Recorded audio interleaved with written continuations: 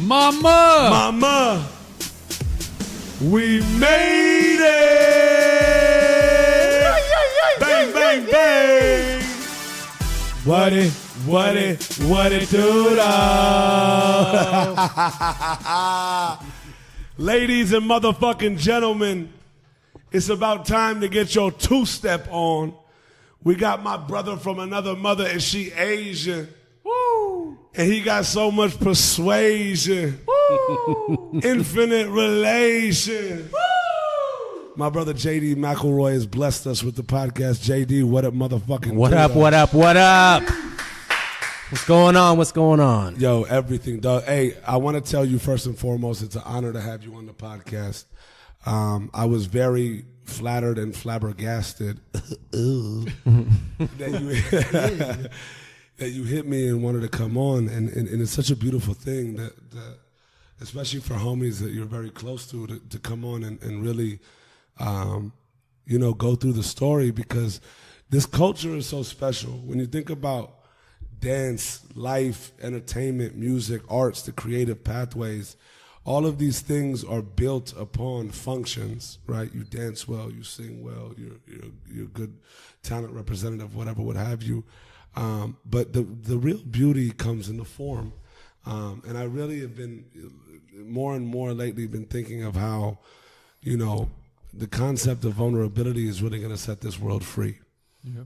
Because so many of us put on a smile, but there's an infinite story behind it. Which is why I really feel like this platform is becoming something very beautiful. And I'm very, very, very honored to have you, JD. Welcome to the Mama We Made It podcast. Man, thank you guys for having me. Thank you for allowing me to come out here and just, share my story, talk about what I do to the people. You know? It's a fucking beautiful thing, and I'm glad you're here with us. Now, I want to jump right into it because we touched on something very deep and unique about your story coming up. You were raised in Colorado. Yeah. Boulder, Colorado, 303. Shout out to Boulder. I love that city. Lightweight, I love that city. I've never been. But I heard it. Boulder is fucking it's amazing. lit. Boulder is fucking lit. And now everybody's high in Colorado.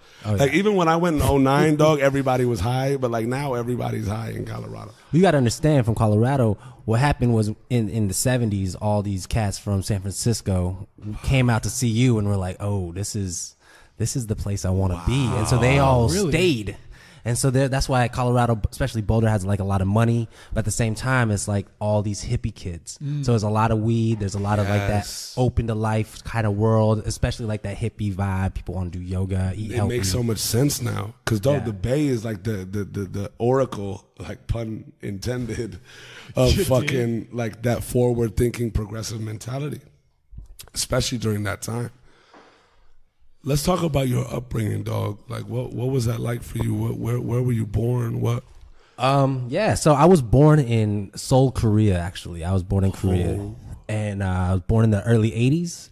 And my story kind of has a twist to it. I was left on a doorstep when I was 2.5. Shut the fuck up. So in Korea, at that time, especially the late 70s, early 80s, there was an influx of adopted kids out of Korea and Vietnam. Really? Especially out of the Vietnam War. What was that?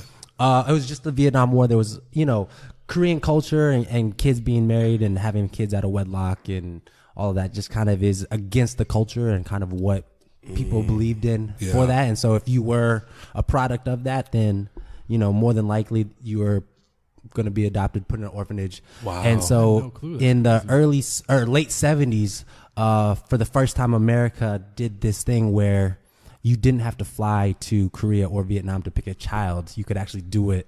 And then you had an agency that would find you a kid. Wow. And then they'd fly them out. And then you just meet them at the airport. So it was kind of like a mailing delivery service for kids. And what's crazy is this pre-internet. So you're manually doing those calls. Wow. Yeah. What the fuck? Yeah, so I came through a company called FCVN, which is Friends of Families of the Vietnam Nation, but it turned into various nations later on because Koreans became a very popular commodity at that time. It was the African children in the 90s and early 2000s. Wow. Nowadays it's Russian mail order brides. Back then it was Korean kids. But yeah, so I was left on doorstep at 2.5, and then my parents adopted me, came over here, and went from there. Wow. What was that? Were you of an age where your parents just told you, or what was that like? What race were your parents? So my parents are Irish. That's why I got the McElroy. So I tell people all the time, I'm the Korean Irish. JD McElroy. That's John David. The funny part is I was almost a Larry. Oh my God! I don't think I can picture you as Larry. So you got Larry Bird. You got Larry Bird. That's real big at that time. You know what I mean? I could have been Larry. Could have been Larry Love. You know what I mean? Dude, I'm not mad. I'm not mad at the Larry at all. I could have been Larry Mack. You know what I mean? Larry Mack. Yo. LM, baby. I'm not mad at the Larry, dude. But no, I ended up JD and John David, and then McElroy just was the last name. Wow. Yeah. Were you aware of it? Like what? Like I mean. First of all, Boulder, Colorado is probably the whitest. Yeah. Not the whitest, but it's up there. It's like 99.3% white. So that's almost there. You know what I mean? Shout out to the 0.7 non-whites. And so growing up is one of those things where very quickly, anytime you looked in the mirror and you realized that you didn't look like anybody else, not just in your family, but anybody else anywhere all the time, you knew that there was something going on. You were different. It was almost like the stork story was real.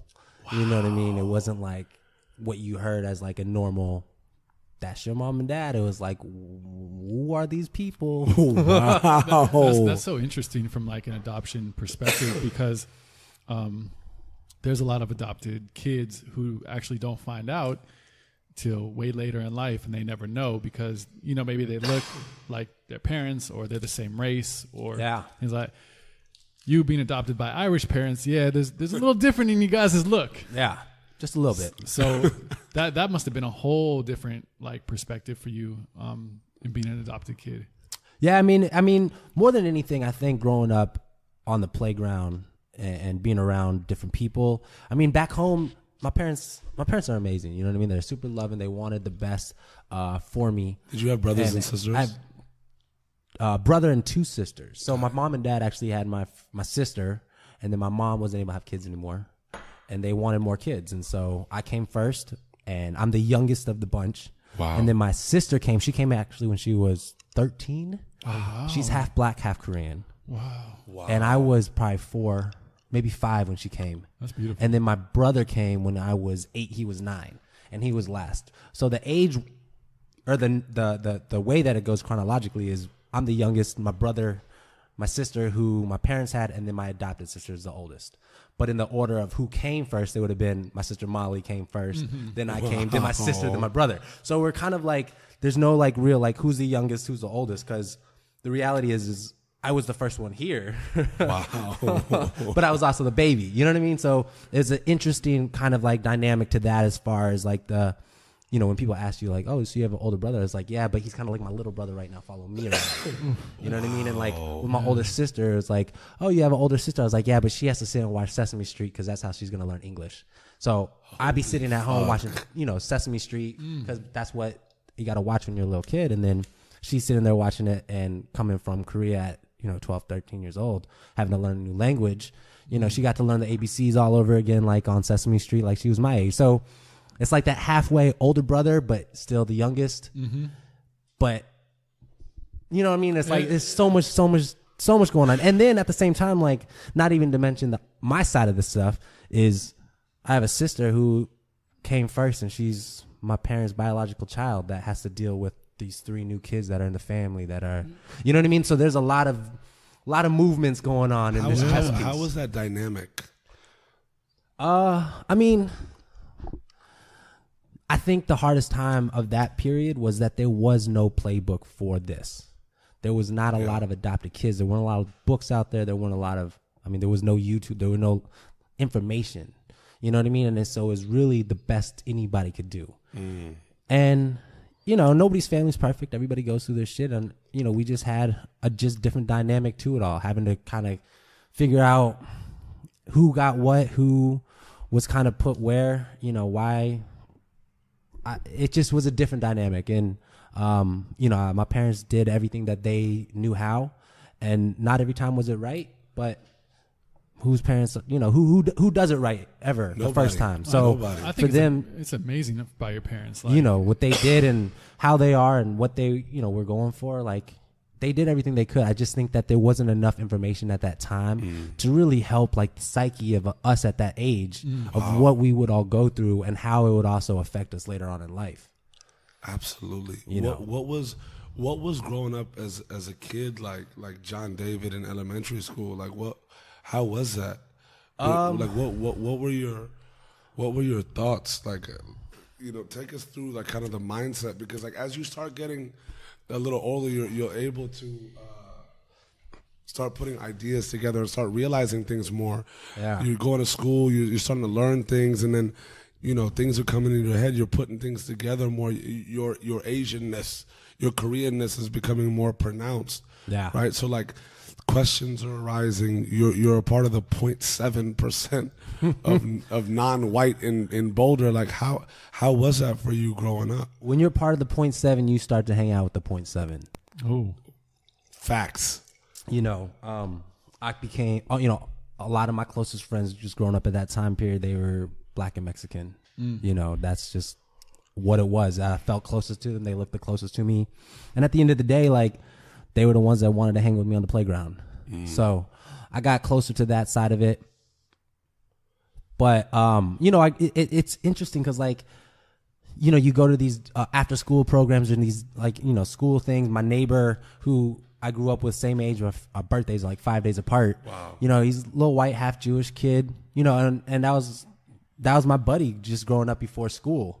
But I know, middle school and elementary school, we definitely drifted different directions. As a lot of kids do. Which is interesting because like you grew up with, white parents and a white sister. So did you ever feel like you related to that as an identity too? Like being from like 2 years old to that growing up? I think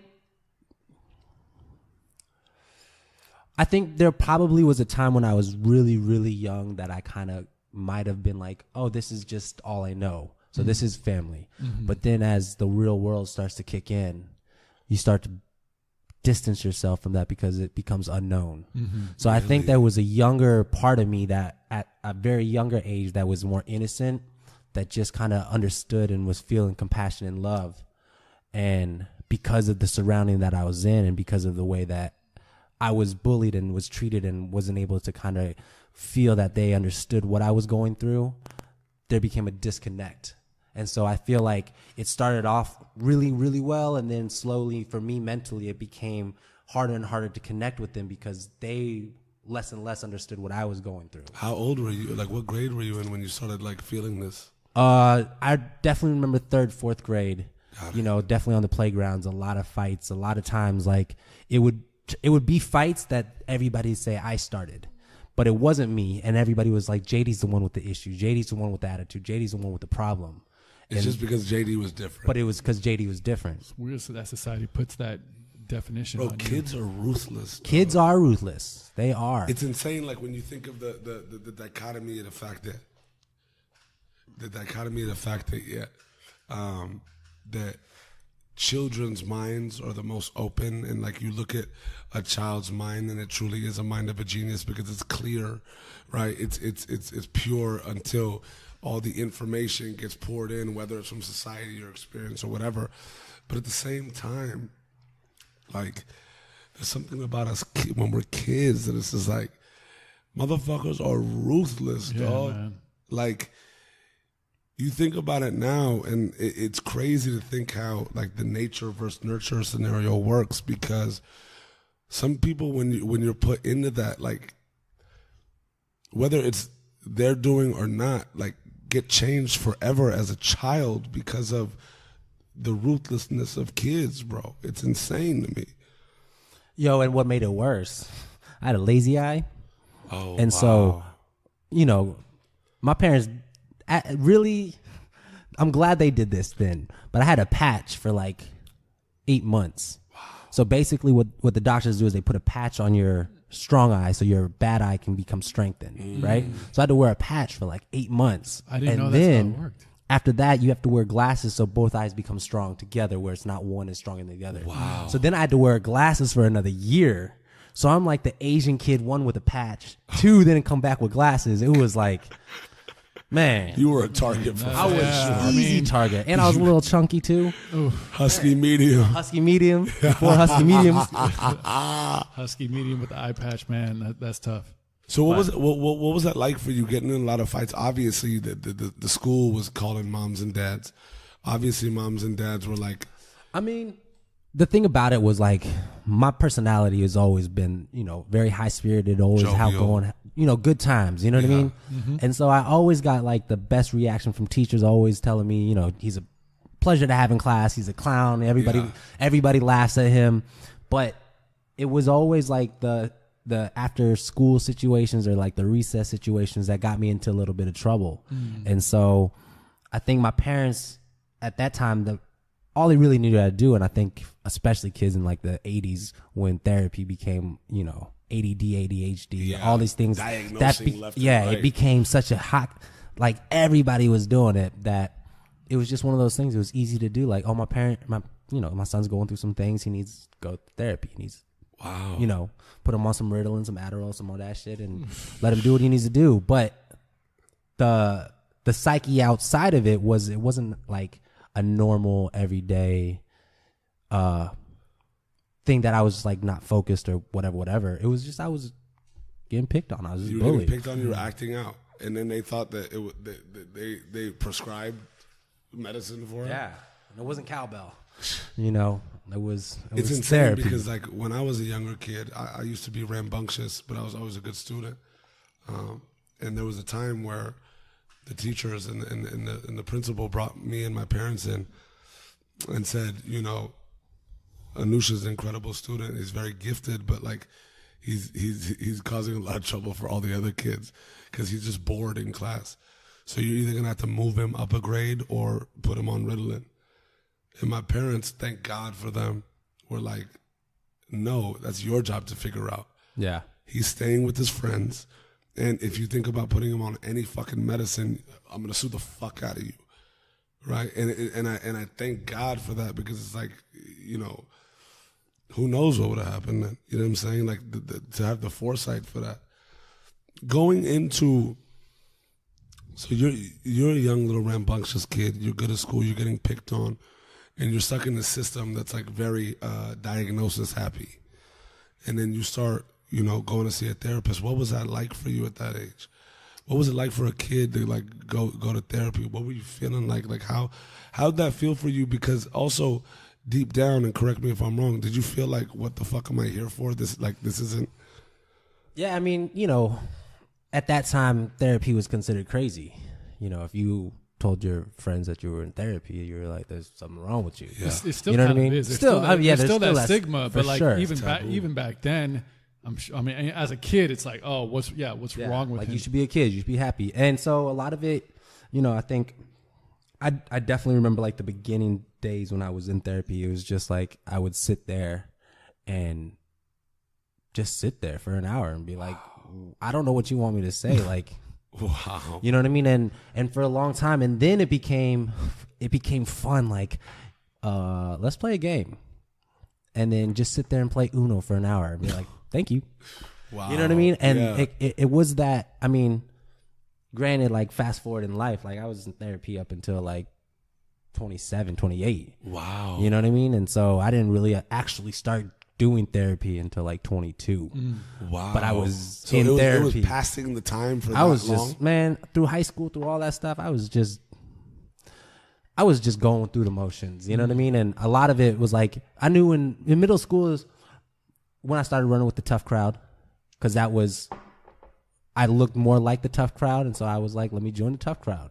Got myself in some trouble. And then middle school, high school, same thing. But that's when I started dancing. I played sports a lot. I was like really good at sports, but didn't love it. Yeah. Dances was the first time that like When did you first start dancing? And how did that dancing even come into your world? Because like, I feel like even in that time, like, was dance something like normal for a kid to? Nah, boys didn't dance. Yeah. Yeah. It was, the first story is funny. So like, obviously like during that time period, like I wasn't ever looked at as the cute kid. I was, the little Asian kid that was like, whatever. And I had a friend that was like, yo, I'm going to this underage nightclub. And at the time in Colorado, and they always have them 15, but they had them. There was like 16, and if you were over 21, you couldn't get in. And so they were like, "Yo, you're 15," but all they do is they just look at you and say, "Okay, you're good to go." And if they think you're too young, they'll be like, "Oh, we need a note from your parents." Wow. And so everybody, like nobody, write their own notes. Would write their own notes. Y'all crazy? And the easy. thing was this: if you were smart enough to do that, then you were cool enough to get in the club. Yes. And if you weren't smart enough, and you're like, "Oh man, I don't got a note," they're like, "Get out of here, bro!" Right? Get out. And so I went to this club, and I didn't know what I was doing, but I just started like mimicking whatever I saw from like, you know, whenever I watch MTV, BET, whatever. And then what the kids were doing in the club. And the next thing I knew, like 2 girls were like, "Yo, you can dance." Got the numbers. So I left that night with like 3 numbers in my pocket and just confidence out the, you know, like never even had a girl come up to me and talk to me. And then all of a sudden, girls are coming up and like, "Ooh, you cute. You dance. you You little Asian persuasion dancing motherfucker." You're like, "Oh, word." So He was a chocolate covered strawberry, dog. all of a sudden, it was like, man, I want to dance some more. I want to be here every weekend. I'm coming back to this club.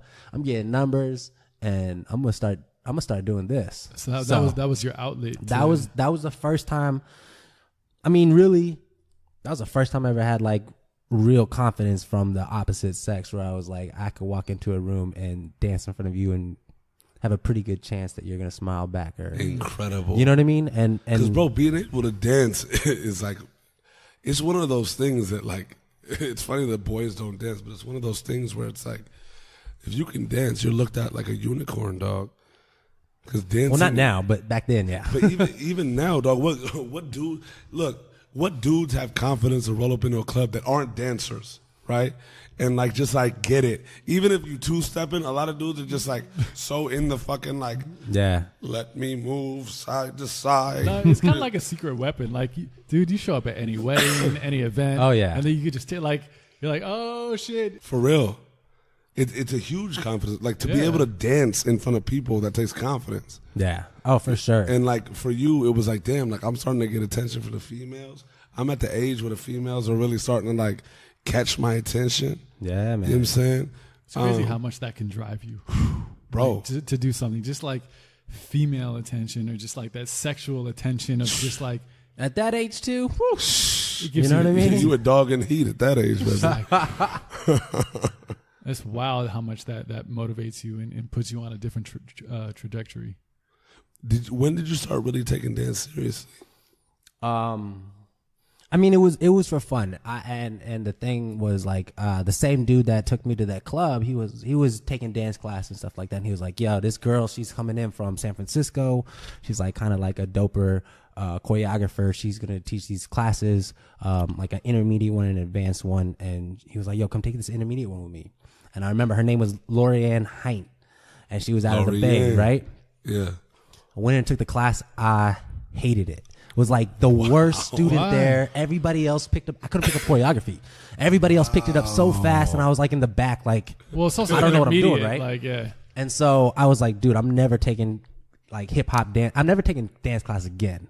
Wow. And so I was like, I'm gonna just stick to the clubs. This is cool. And at the time, I was still playing sports, so it was like, Just you know, shot your confidence. I played basketball and I ran track. Got it. And so, you know, I was just I'm dancing to have a good time, and like, you know, and so it was probably like a few months later, he was like, "Yo, we're gonna do this like after school thing. My boy has a warehouse. We're just gonna go, and it's not a class. It's just everybody just can go trade moves. It's just like a, you know, good time." Gathering. And so I was like, all right, let's do that. So I went to that, and it was like a bunch of B-boys and then a couple girls and then a couple other dudes that were like, you know, just trying to do some cool shit, you know? And so I went there, and then I was like, I dig this. Like, I'm down with this. It was just basically an open session. And the guy that ran that, he was from the Bay, but had lived in LA a little bit and was kind of like the hot shit in Colorado at the time. And he was like, "Yo, I think I want to start like an after school nonprofit and like open a studio up and, you know, have a place for kids to come and do what they need to do. But I would love for like each one of you guys," and we're like the kind of the original ones, like each one of you guys could like, you know, teach kids what you do, blah, blah, blah, blah, blah. And we'll just make it like a little something, you know? You put the onus on y'all, like ownership. Yeah. And so I was 100% down. And so after school, you know, at the time, if you know, this is my sophomore year in high school, like it was pretty much if you were on, I wasn't on varsity for basketball, but I ran track in the spring. And so we had to, our practice was later, you know, the varsity all practice right after school, and then we had to come back 2 hours later for practice.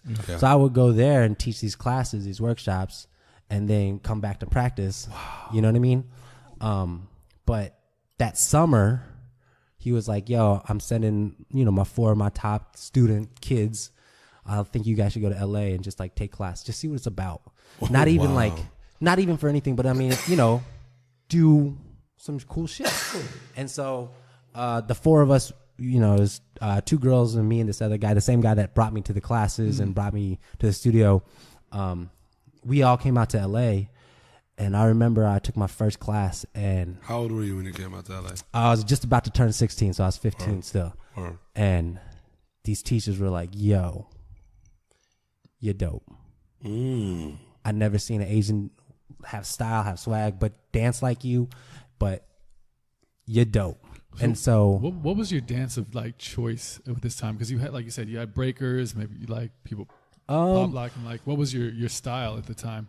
I mean, it's hard to say. It was just party style. It was whatever from like watching Usher and Genuine and, you know, whatever was on TV. Aaliyah. You had some good coaches back then. You know what I mean? I mean, those weren't those are just from TV. No, but like I'm saying, like you had some good like people to look up to back in that day, because that was like the era, G. Yeah, because I mean, when you brought up breaking, like that's a whole genre within itself. Oh, like, for sure. Die hard in there.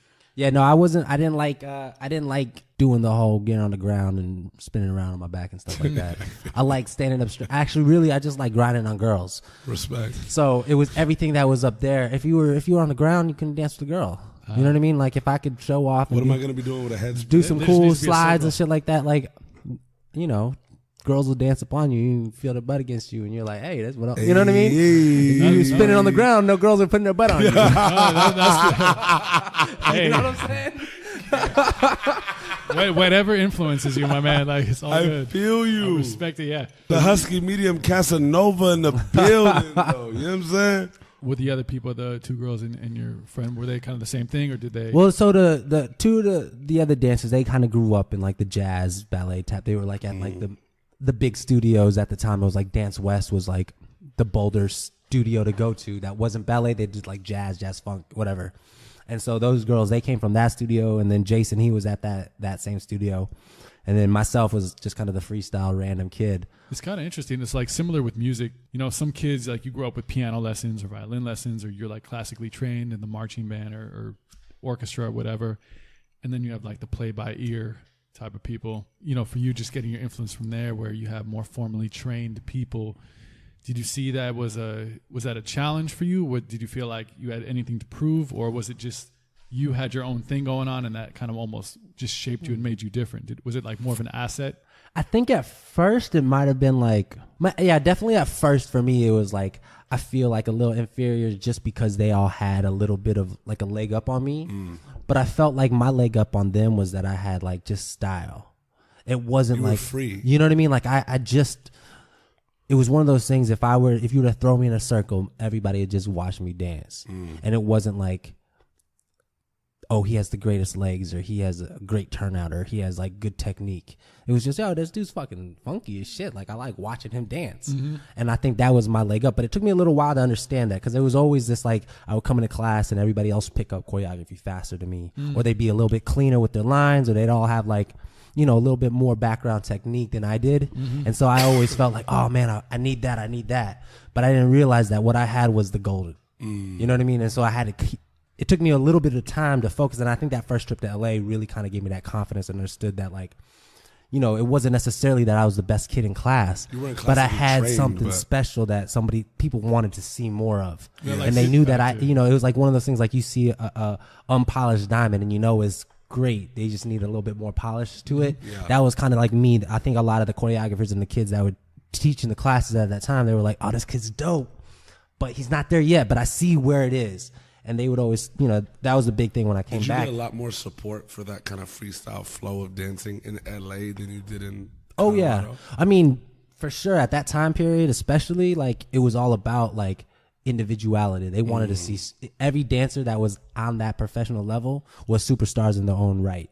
So it was like they wanted to see somebody come out and do the same 5, 6, 7, 8, but smash it in their own way. They wanted to see like your name, who you were, your brand, everything, just you, and then dance next to this person. They had their own shit. They had their own shit. And everybody that was out there, it was never like we want 25 people that look all just like the same 25 people. You know? Absolutely. So especially in an expressive world like that. Yeah. Individuality and like kind of what you stand for in your craft is so appreciated. Yeah. Especially in that kind of medium. That time.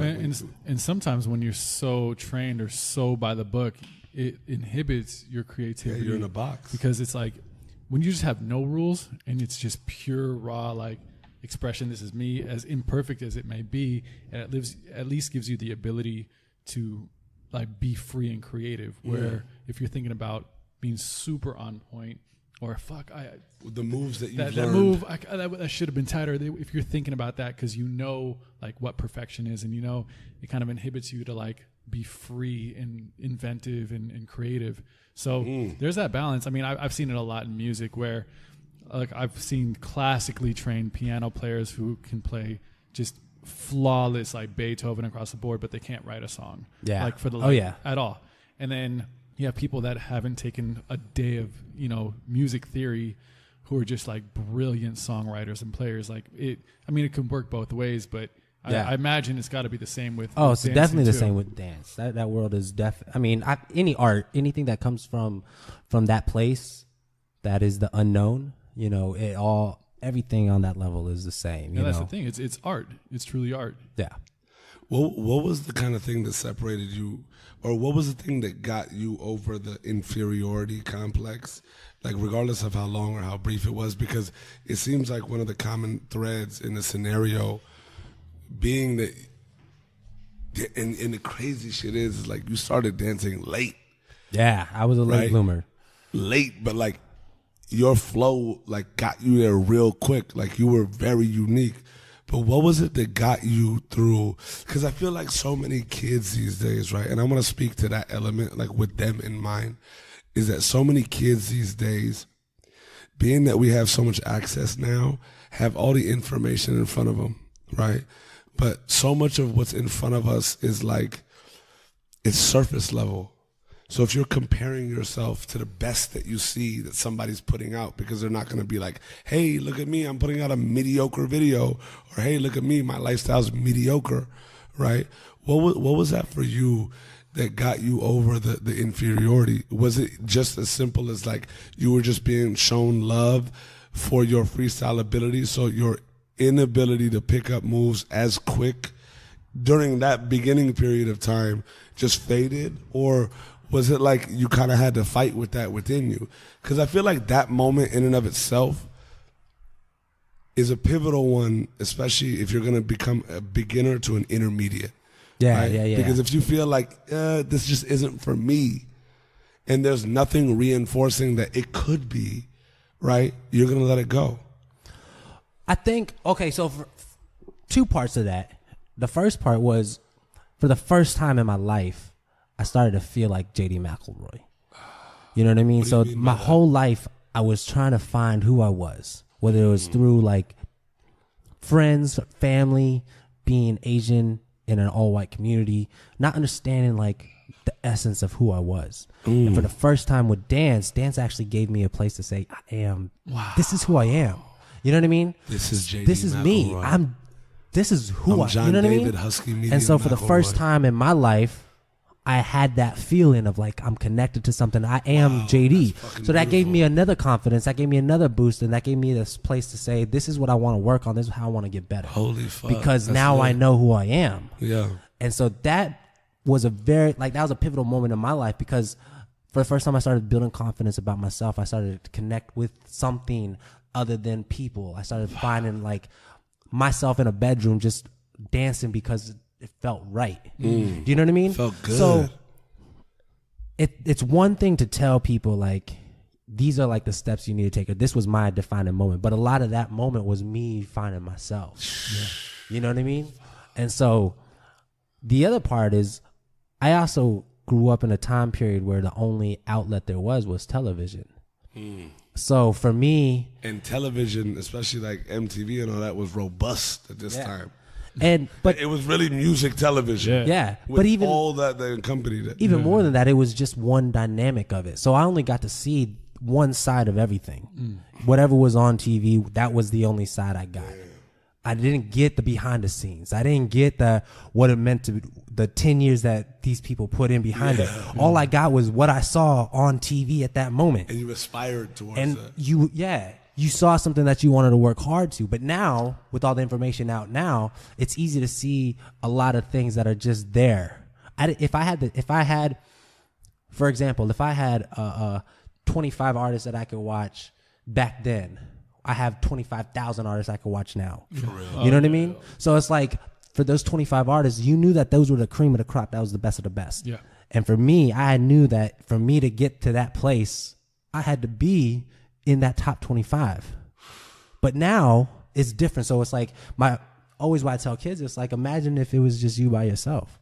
You know what I mean? Imagine how hard you wanted to work if it was just you by yourself, trying to get to the top by yourself, and there's only one other person that you're racing against. Yeah. You know what I mean? But that's the mentality difference that we had and that I had at that time period was that there's nobody else. You know what I mean? I got to get there. And for me to start to build that confidence and when people for me, a lot of the things were this. When somebody tells you you're great, it feels good. But when somebody tells you need to work on this, it gives you motivation to work harder. Yeah. And for me, my generation I grew up in, it wasn't about you're great, you're great, you're great, you're great. It was like, bro, you suck. Get better so you can come back and I'll tell you you're great, but I'm not going to tell you until you're great. Yeah. And so that was, I wanted to always push myself and make sure that when I stepped in a room, somebody that told me I sucked, I wanted to come back the next time and be like, nah, all right. Yeah. All right, then. There you go. Guy, you don't come through. You're great now. Yeah. You know what I mean? Oh, yeah, you need and so my generation is different. The generation now, everybody's not necessarily softer, but they've all been padded. Yeah. There's so many training wheels and there's so much just softness around them that tells them like, yo, just believe in me, believe in me, believe in me. It's like, nah, man, I want to tell you suck so you can come back and prove me wrong. I'd rather be proved wrong than tell you you're great and then 10 years from now be like, man, you told me I was great and I didn't make participation trophies left and right. One of the really beautiful things though is that I want to even strip that time of the era you were in and also like the lack of information which made aspiration possible. Fuck. What the fuck? I just had to give myself a shoulder shimmy. He's got to feel himself. I'm not humble anymore, dog. Like, fuck humble. But look, this is the beautiful thing because, like, in listening to you, I get all of that completely and appreciate it. And yes, that's very significant. One of the more beautiful silver lining points of that, though, coming from a kid that was left on a fucking doorstep, that left the country, came into one of the whitest places in fucking America. Thank God you weren't in fucking like Mississippi where like you would have really had problems. You were just in a white neighborhood. You were just 0.7. Oh, the Asian guy with the McElroys. Yeah. Hi, John David. No, but the most beautiful part for me in this perfect storm is the whole time up until this point you were searching for an identity, right? The whole, like, you came from a family that had one child and the rest were adopted, right? And in going through that, like, it's crazy. You grew up in a home where you appreciated and respected your parents for being parents, but you also knew you grew up in a very fucking unique home where everybody was brand new. Cats are like watching older siblings are watching Sesame Street with you to learn English. Like for them, it's a necessity. For you, like you just watching Big Bird do his Thug Thizzle and Cookie Monster fucking like start a ruckus, right? But the most beautiful part, I said that fucking 50 times. I'm just calling myself out right now. But what really struck me is you found your identity in dance. Yeah, yeah. And you found who John David McElroy was through dance. First, it started as random club. You go on, you get in the love of the chickies, and then it just becomes like you're feeling more confident that you're owning it. Then you come out to a community of like where the creators really live, and it's like you're being encouraged. The same, it's different when I look at you because the same effort that you'd put in to get great, which is like kids in this era that can watch 50 of their top dancers and keep practicing and practicing and practicing and practicing. But for you, it was a lifeblood, dog. Like dance wasn't just something you did. Dance became who JD McElroy was. So dance was never going to let JD McElroy down because how can JD McElroy let himself down? Like the attachment was deeper. And that's like the most fucking wildest and beautiful part about it is that like, cause dog, you're a late bloomer in dance. You started dancing by going to a fucking underage club at 15, right? So a lot of dancers that become some of the best are dancing fucking from when they're 4 or 5 or 6. Yeah. And in this little period of time, the crazy shit is like, and like, I like challenge people to think of the deeper lining in this, but like you in the way in the world that you were put in, were searching for an identity and you found it through dance. You played basketball, you did track, but you found it through dance. So as much as you wanted to grow in your craft, you literally were like building JD McElroy. You know, no one says it's not like you make the conscious decision. I think I was talking about this with Jayleen as like, you know, I want to be a lawyer, or I want to be a doctor, or I want to be, you know, a wealth on your own merit. Yeah, like this is what I'm going to be. When it comes to the arts, it kind of blurs those lines. It's like you don't necessarily go like, one day I'm going to be a dancer.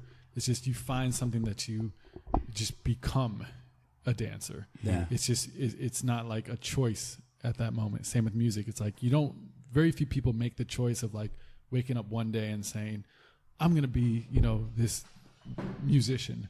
During that time, you had aspirations to be a dancer, but what does that even mean to you? That's a pretty loaded thing to want to be. You know, now you can talk about, obviously we'll get there, you can talk about so many of plethoras of the dance industry. Yeah. But what did it mean to you to aspire to be a dancer? At 16, no? At Man. 16. So at that time, really there only was, in my mind, at least what I knew, that there was dancing in a music video or behind an artist on a tour.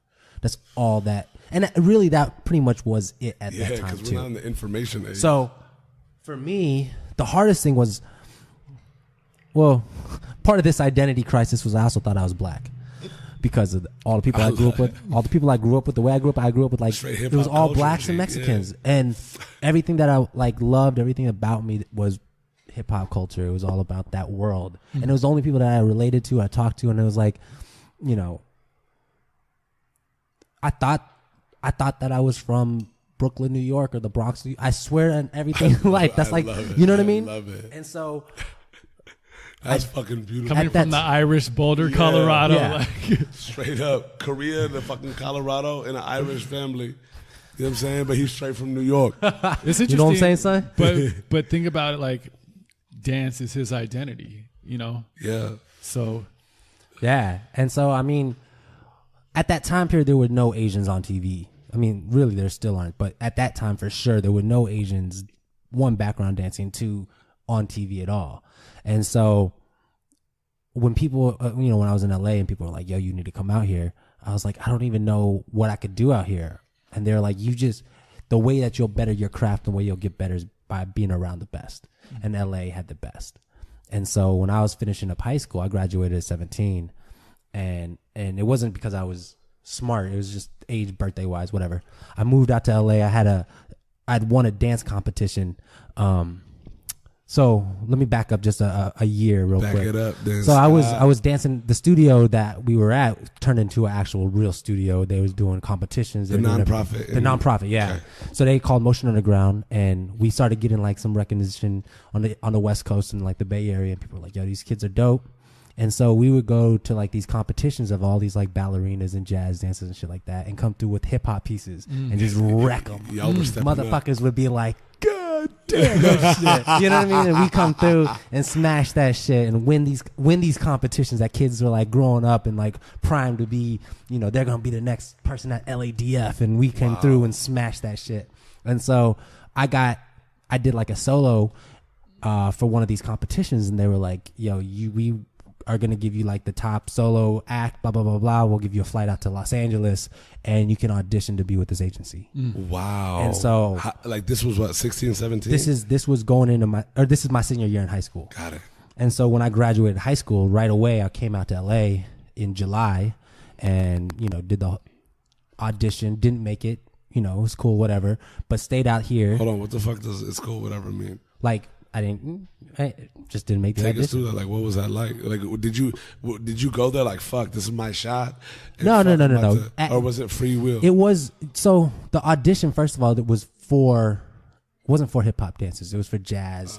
Okay. And you know, like they had us come in and learn this choreography, and like, I don't dance like this. Like, this is not what I do. Fuck them for you. You know? And so as soon as I left the audition, I was like, that's not me. I mean, that's not JD gonna McElroy. happen. And so they wanted me, you know, they had me freestyle, and like actually the agent there, she called me and she was like, she called and she was like, hey, we really like you, you're just not what we're looking for right now. And the thing about that, which was really interesting, was I didn't want to be with them. So important. And I knew that like if this is what I have to be surrounded by, I got to be around all these little bougie, jazzy kids that are stretching before they dance. I don't want to do that. I would think that maybe you'd be like, fuck, I got to learn how to do this so I can compete. Well, when I left Colorado, I literally was the baddest motherfucker in Colorado. And when I left, I knew that. And knowing that gave me this kind of arrogance and this confidence that I probably didn't deserve. And when I moved to LA, I definitely wasn't at that caliber. But the mentality I had was like, man, I'm the fucking illest dancer. I'm the illest male dancer in Colorado. Period. If I'm coming out here, I got dance next to these little bougie ass, little stretching motherfuckers. That's not what I'm doing. I'd rather go back to Colorado and be the best, illest motherfucker. You know what I mean? What's crazy was I was dancing and they had this audition for Block, which is the agency at the time. And they were brand new, just coming out, had their first dance agency audition. And I went in and fucking smashed that shit. Right? Hip hop. It was all my style. Everything for me. Just smashed it. In your world. And so I came in, I did this audition. And immediately everybody was like, yo, we want you. You know what I mean? Like, as far as signed clients, not the ones that they brought over from other agencies, but I'm 26th for Block. I'm their 26th client that they signed that didn't come from another agency. Wow. How old were you at that time? 17 still. So you would come back again. So no, that was the same time I was in LA. Got it. So I had an audition in July. This is now August. So then my birthday is August 12th. Leo, what up? And Leo season. So I went back home to get all my stuff. Moved back to LA. Went back home, packing all my stuff, and 9/11 happened. So that kind of put everything on like a hiatus. Wow. You know, when 9/11 happened, I walked into silent reading of my history class and was wilding out. It's insane. Dude, I woke up. It's crazy. I woke up that morning. My dad was going to the airport. He traveled a lot just for his job. He was going to the airport, and I'm sitting there. I wake up. He calls the house phone, and I'm like, hello, tired as fuck. Hello. And he's like, turn on the TV. I'm like, who is this? He's like, it's your dad. I was like, I thought you've left. He's like, turn on the TV. I go and turn on the TV, and immediately everything in my life stopped. I was like, holy shit, what the fuck is happening? Yeah. My cousin lived in Brooklyn at the time. Like, everything was just like, what the fuck? Wow. And my dad came back from the airport. He's sitting there. I just remember we're both sitting on the couch at my parents' house. We're both sitting there at the couch, and we're not saying anything. We're just sitting there just like, what the fuck is going on? These planes hit these buildings. And so, from that, went from like, I'm moving back to LA to, I don't know what the fuck is going on anymore. You know what I mean? Like, and I think everybody's lives was like that at that moment, where it's very much like, how do I move forward and how do I kind of like, especially at that transitional age. Yeah. And how do I go into following my passion, my dream again after something like this happens? So I was back in Colorado, and, you know, the hardest part at that time is my parents supported dance through high school, but not as a profession. You know what I mean? Like, my parents very much wanted me to go to college, the whole nine, blah, blah, blah, blah, which is like most parents at that time too. Yeah. But that's safety. But I, you know, definitely did not want that. And so my parents were like, either you gonna go to college or get a 9-to-5, or you out. Oh. And so I was out. I was out. And so after 9/11 happened, you know, I was just kind of living in Colorado, just going through the motions, doing random jobs here and there. And not to pass over 9/11 like that, but I had a job opportunity in San Francisco in early November that year. And so I went up and I packed everything that I possibly could. Had $120 and a SkyTel, Motorola SkyTel 2-way pager. Went up and I did this show, and I didn't leave. I didn't catch my flight home. I stayed in San Francisco. Now this is where the shit gets crazy. So there's a famous creator of movies, and his name is George Lucas. His daughter Amanda Lucas. And the podcast is over. Nushi, sorry, I was Mama, we made that. Mama, we made it. Hey, it's okay. Thank you for that. So she was a dancer, and so we did this show called Hip Hop Festival San Francisco with this woman Makaya who threw it, and one of her dancers was Amanda Lucas, which is George Lucas's daughter. And so our whole crew at the time, Motion Underground, I was saying we had like, you know, got a little buzz behind us. People were feeling us. We were dope. People were giving us the love that we deserved. She was like, everybody can stay at my house, and she had like this fucking brownstone 3 stories elevator in it. You know, the whole nine, like just ill as fuck. Thanks, Dad. Yeah. And so we all was there staying, and I remember I packed all my stuff up. Damn, this was the moment where you. Let me ask you this, because you packed all your stuff up, or as much as you could. In your head, were you like, I'm not going back? Oh no, I knew that as soon as we had that job, as soon as that job came up, I was like, I'm almost there. Yeah. I'm not in LA yet, but I'm almost there. And I remember packing up as much as I could in these 2 duffel bags. Did you have suitcases. the combo with the parents then? No, they had no idea. So I'm in San Francisco. That's the beautiful dichotomy of that like scenario. It's like, and this is the beauty of parents that take a stand, right? Because maybe you went through hell, like, I don't know if it was the hella shit that you went through for choosing not to go to college or whatnot, but they had the beauty in them to say, look, okay, if you're not going to do that, you got to make it happen. This isn't a game anymore. Yeah. And you had this op, and for you were like, well, shit, if this isn't a game anymore, I got to get out west. Yeah. That was it. I knew that's where I had to be. And, you know, so I was out there, had all my shit.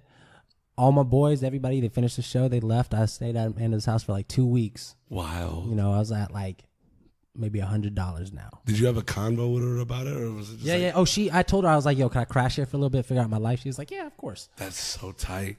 Super dope. With chick. Amanda Lucas. Right? Amazing. So then, probably like mid-November now. It's like mid-late November, 2.5, 3 weeks into after I've been there. I'm like, yo, I got to get to LA. I'm sitting here on the couch doing nothing in San Francisco. All I'm doing is sitting here eating your food, and I'm not doing anything. So I did whatever I knew how to do, and I hitchhiked from San Francisco down to LA. Shut the fuck up, you hitchhiked. Dude, what does that even mean? Like in the hey, this must have been hold the fuck up. He did whatever he had to do, and then he hitchhiked. Like, so can we discuss what you had to do? So like hitchhiking? So let me. That's like people in 1969 from Woodstock. Yeah. Like they hitchhiked. There was a friend of a friend of a friend who was driving down to Fresno, and they were like, "We can take him to Fresno, but after that, we don't know nobody, whatever." Yeah. So they drove me down to Fresno. I got dropped off at the Fresno truck stop. Yo. And I'm like the craziest shit. Like as we got dropped off, this dude that she knew, the girl, was like, yo. And it was like everything kind of got put in alignment. And the dude was like, yo, I'm about to go to LA. Shut the fuck up. And she knew this guy at the truck stop. She knew the dude at the truck stop. In Fresno. In Fresno, yeah. And I jumped in his car. We got down, and he dropped me off in the corner of Franklin and Gower. right at that gas station. And how much do you have in your pocket? $87 now. I'm at $87, right? Exact amount. I know that. I know because I remember. In Hollywood. I remember, man. That's Straight the fuck up. And Franklin and Gower is right in Hollywood for all you guys. so. I got dropped off the corner of Franklin Gower, and I'd been in LA earlier a little past, so I knew like a few folks out here. So I went inside, got a couple dollars in quarters, went outside of the payphone, pulled out my little SkyTel. Two-way. Started calling. The two-way.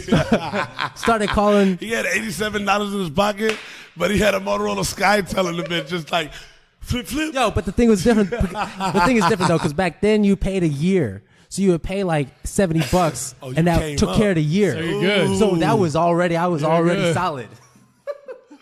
So I'm calling through, and I get to my boy, this guy Dave Kelleher, right? Dave Kelleher. Dave Kelleher, my man, 100 grand, Stand always with Frankie been, and always Dave will Kelleher. be. So I call this guy, and I'm like, I go through like 4 or 5 other people, but I finally get to him. I'm like, yo, Dave, I'm in LA. Blah, blah. I tell him what happened, basically. Who is Dave Kelleher? Dave Kelleher is actually a cousin of one of the dancers that I knew at Motion Underground growing up at the studio back home. And he's a cousin that I actually just randomly hung out with a few times in LA. Got it. During that time, he was like, oh, you're cousins with Julia. Like, yo, just let's hang out. So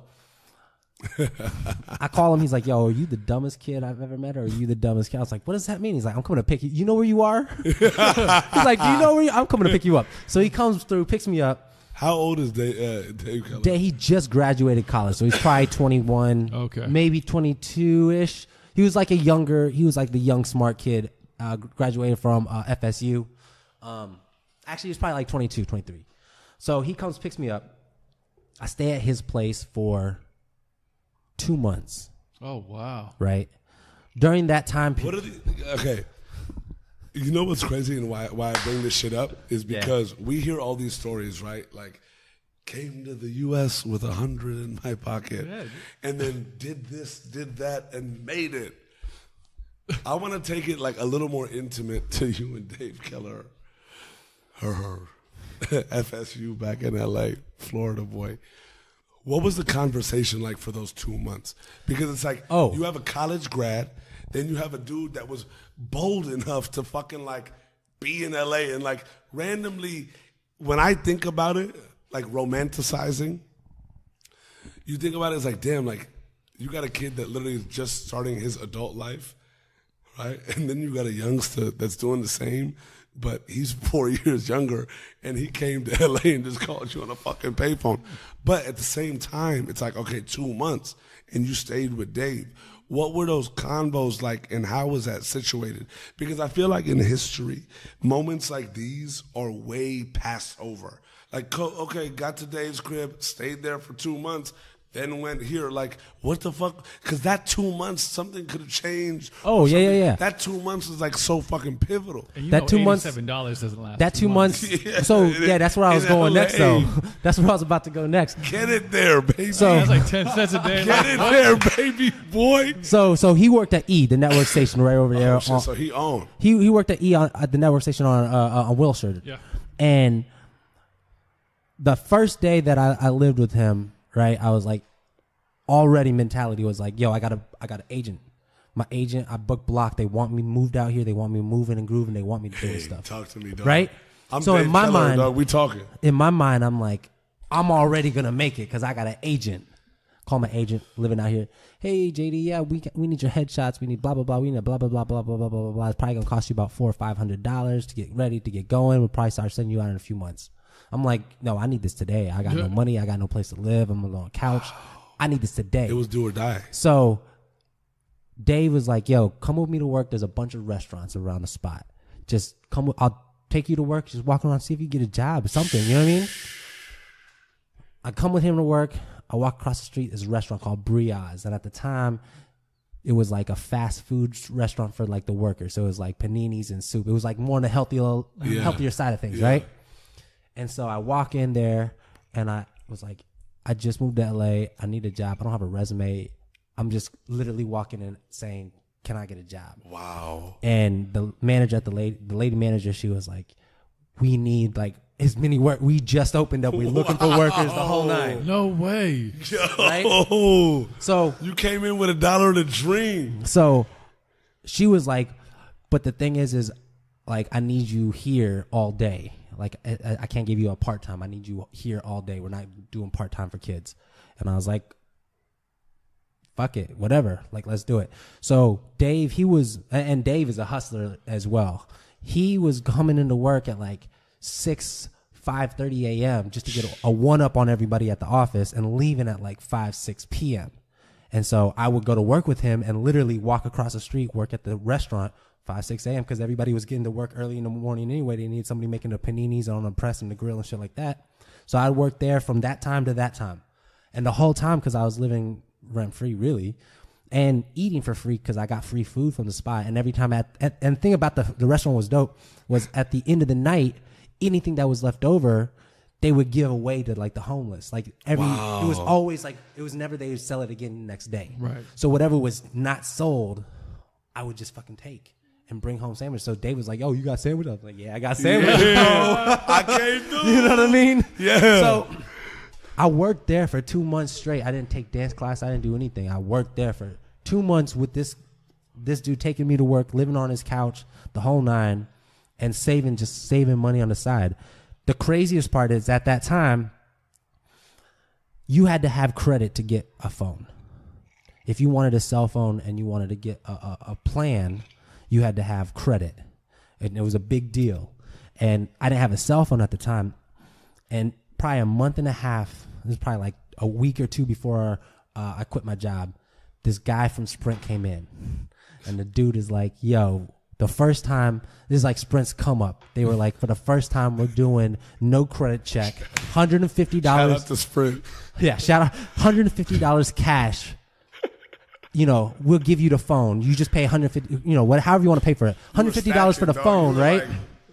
So yeah, I'm sprinkling salt on the motherfuckers. You know what I mean? So I'm like, boom, get a cell phone. Now, like, you know, I have a cell phone. I'm able to talk to my agent, deal with stuff, playing shitty ass plan. But that's time that, you know, if you had a cell phone and a SkyTel 2-way, you was balling, baby. So motherfucker had a SkyTel 2-way though. Like, I fucking feel you. Shout out to your year in advance too. You know what I mean? Lit. Shit. So, you know, it's, you know, right now we're kind of going into that new year, 2002, January, February, and I'm at this time I just got enough money, you know, where I'm like 3-4 months okay. I was pretty good, you know what I mean? I wasn't spending any money, and everything that I was bringing in, I'm working 12-hour days, you know, going in overtime. You're just bringing the check home, just stacking, right? So finally, I get the studio apartment, small little, you know, 400 square feet, little whatever. And I was like, I need to start dancing. So with that cash that I had, you know, I had a little bit for the rent for the, you know, a few months. And then I got this unlimited pass for the studio. And so I got monthly studio. Lit. Whatever class I want to take, it's unlimited. Yeah. And so I was taking the bus back and forth from my house to the studio every day. How far was it? Like 8 miles. Cool. But it was just, you know, just That's a bus cool up and down. Hour and 15, no? Just a bus up and down Lancashire. You know what I mean? Yeah. And so I started taking classes, started meeting people, started like understanding the industry a little bit. And I remember it was March. Craziest shit in life, right? March. I was hanging with this crew and this guy. He's super influential in the dance world, but he was just like super good dude and always was bringing on like the new cats. And he passed away this year, rest in peace. But good friend Andre Fuentes, rest in peace, Andre. He took me to this audition for a Pepsi commercial, Pepsi campaign, and it was all black call. They wanted only black street dancers, and the idea was like, at the time Harlem Shake was super huge, so they wanted to feature Harlem Shakers. And so he was like, "Yo, just crash it with me. You're the best Harlem Shaker I know. Like the way you get down. Never seen anybody do this, right?" Takes me to this audition. I go in. Smash this shit. Right? I haven't heard from my agent in ages. I get a call from my agent. She's like, "Hey, JD, did you crash an audition?" And I'm like, I'm so, like, you know, I'm now thinking, fuck, I'm in trouble. I crashed an audition. But this is after not hearing from them. But you're not, you know. You're not asking for permission. You were just ready to say I was just trying to go. without knowing that. She's like, "We put you on a hold." I was like, what? And they're like, Pepsi wants to put you on a hold. And I was like, I don't know what this means. And she was like, they want to see that. First of all, they want to hold you for these dates because they want to book you on this job. Wow. And I was like, what? Wow. And I'm like, they're like, yeah. And it's with Rich and Tone. And I'm like, what? Yo. And at that time, you know, Rich and Tone, that's Michael Jackson. These are like Yodas. These are like the motherfuckers. Yeah. Right? And I'd watched them in music. I knew who they were. Yeah. And so they were like, it's Rich and Tone. You know what I mean? You got Lawrence Francis directing it. It's the campaign for Pepsi for this year. Wow. Right. Dog. And so I'm like, what the fuck? You know what I mean? Like, this is my first job and I'm fucking, you know what I mean? So I show. That's a big first job. Week later, I booked the job. And I fucking booked it. Done. I show up at Warner Brothers studio. I'm not Warner Brothers, on Universal. Wait, what'd that feel like, that moment that they told you booked that job? Honestly, I didn't understand what that meant. Like, walk us through that. At that time period, I didn't understand exactly what the industry was and what it meant to book something. Okay. I just knew I booked something with Pepsi. And so, first of all, I didn't know. Uh-oh, a little Harlem shaking music.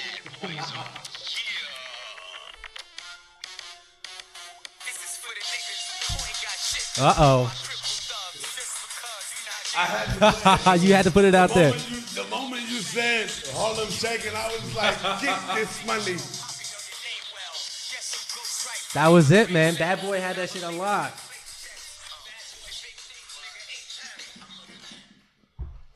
Man. Feel me? I feel you. Hey, I feel you. That was my shit. I wanted to take it to the hook, dog. Get this money. Take this money. All right, fuck it.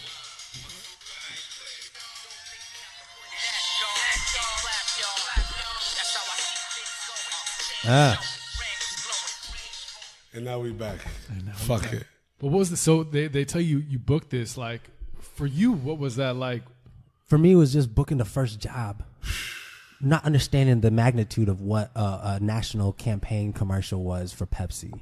Were you nervous or were you like excited? Were you like, was it like a light at the end of the tunnel type feeling? I was nervous as fuck. You were nervous, and I wasn't nervous going into the job. I was nervous when I walked on the Universal Studios set, and it was a fucking like a real set with trailers. The first thing that they did was they had me sign a contract.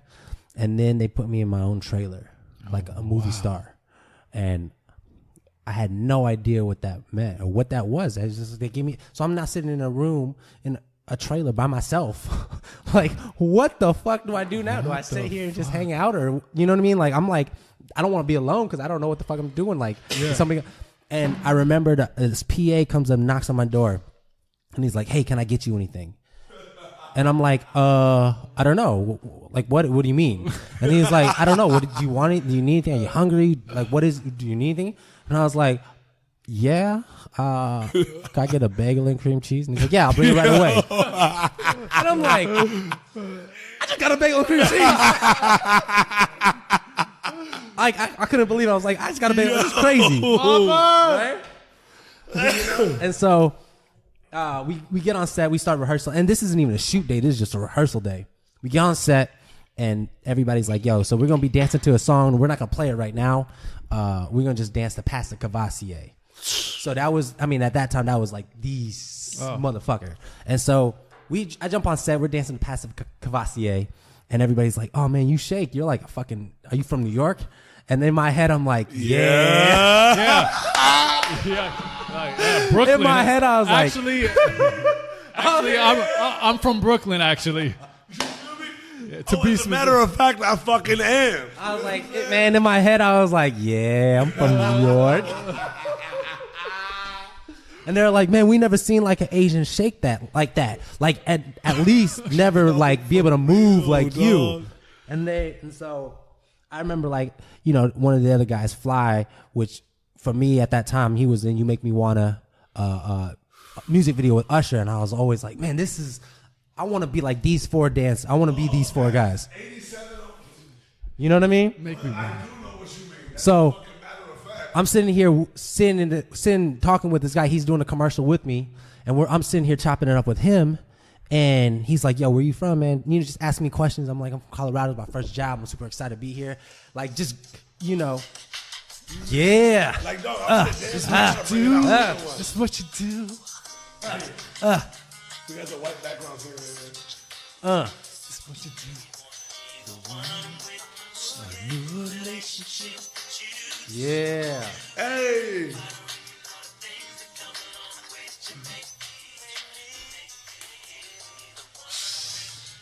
By the way, bro, I had to. dude, I want to throw my phone and hit the ceiling and let it crash on the ground. Oh, that story's going to get even better when you play that song. I'm going to tell you some stuff a little bit later. That's going to get even better. Side note about Tell Usher. me some motherfucking stuff, dog. Side note about Usher. I saw him in Jamaica perform. You wouldn't believe how many Usher songs this fool has. Oh, like, he has hits and hits. Bro, the entire set, it was like 2.5 hours of hit. You know every song, Every word. Every word to every song. It's crazy. Anyway, jumping back in. All right, so we do this commercial, right? And I have no idea what is about to happen. So I finish the commercial block, all of a sudden is like a little bit on my nuts. They're like, yo, JD, I can't believe you booked that commercial. That's huge for us. You a It's money huge. maker, dog. And so then next thing you know, at this time, shout out 1, Anissa Williams, and 2, Paul Hunter. Wait, hold on. Anissa Williams? That Anissa Williams. I gave her a hug today, B. Yeah. Oh, you was over there? Oh, yeah. I worked there. Works now, got the studio below you. Yo, and you knew Anissa back then? Yo. So check this out. During that time. What the fuck? So during this time, music videos were like the only marketing tool that artists had, right? Yeah. Everybody put out a music video, get thrown on TV, people buy the album, right? So they were shooting music videos weekly. Yeah. Companies, everybody, they were pouring money into music videos. So I started becoming this golden goose. Mind you, let me put some things into perspective. You were a literal golden goose. Let me put some things in perspective. I had grown my hair out, so I'm now the Asian kid with braids. I had cornrows. My hair was down like little past my collarbone. Though, dog. Like who in New York doesn't braid their shit up? So my hair is like a little past my collarbone. I have braids. I'm the Korean, Irish, Asian kid with braids on every set. You're right? fucking John David McElroy. That's who the fuck you are. And so now all of a sudden, all these artists and all these people are like, yo, who's this Asian guy with coming in here talking like with the guy New York accent and shit? You know what I mean? I swear I had like, it was ridiculous. So all of a sudden I started doing all these music videos. And so it was like all direct book. Anissa Williams, Paul Hunter would book me on all the, it was a lot of extra work, but then a lot of like principal dance work where they come in and they want just a dude to freestyle at one section, you know what I mean? So I was doing that for like 4 months, weekly. So now I'm getting $300-400 a week, sometimes doing 2 music videos a week, where I'm like, man, I'm making a little money. Yeah. You know what I mean? I'm out here doing my dream. Did you stop working at the Panini place? Oh yeah. So I quit the Panini spot like the middle of January. This is now like I booked a Pepsi in March. Are you still? Are you 18 at this point? I'm now 18. Yeah. Okay, so you're dancing full time. I'm now dancing full time, right? That's huge. And so this is I'm like paying $500 rent, and at the place I was paying, everything was included. I wasn't paying for internet because there was no internet. All I was doing was paying my $500 for rent and eating, feeding myself, and straight up. That was it. I didn't have a car, whatever. So come May, right? I get a phone call from one of the guys that's a teacher. I knew him, Dave Scott, and he's like, yo, we got a private audition for B2K for their summer jam, or for the Scream tour, which is 106 and Parks tour, which is the biggest, at that time was the biggest tour of the summer. Mind you, I'm like finishing up high school. I'm like, yo, I could dance for these cats. These cats are whack. I could dance for them. You know what I mean? And so I get a call for this, go in, audition, and book it. Of course you did. Right? And you were the golden 2 days goose. later, they're like, we're starting rehearsals. We're going on tour. So now, that quick turnaround. That's my turnaround. Yeah. So now I'm on the biggest summer tour. Bro, we did Madison Square Garden 3 nights. Wait. We can't just jump to 2 days on tour to Madison Square Garden. Like, you can. Yeah, when you we're about to go on a ride, baby. Yeah, we're jumping. When you're looking at the Golden Goose, dog, you know it's lit.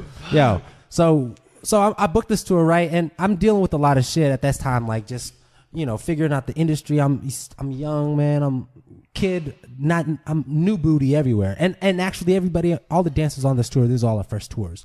Like all 6 of us fellas, we all new booties, young, you know, just figuring it out. Yeah. And so dealing with like that industry side and dealing with like the idea of making a little.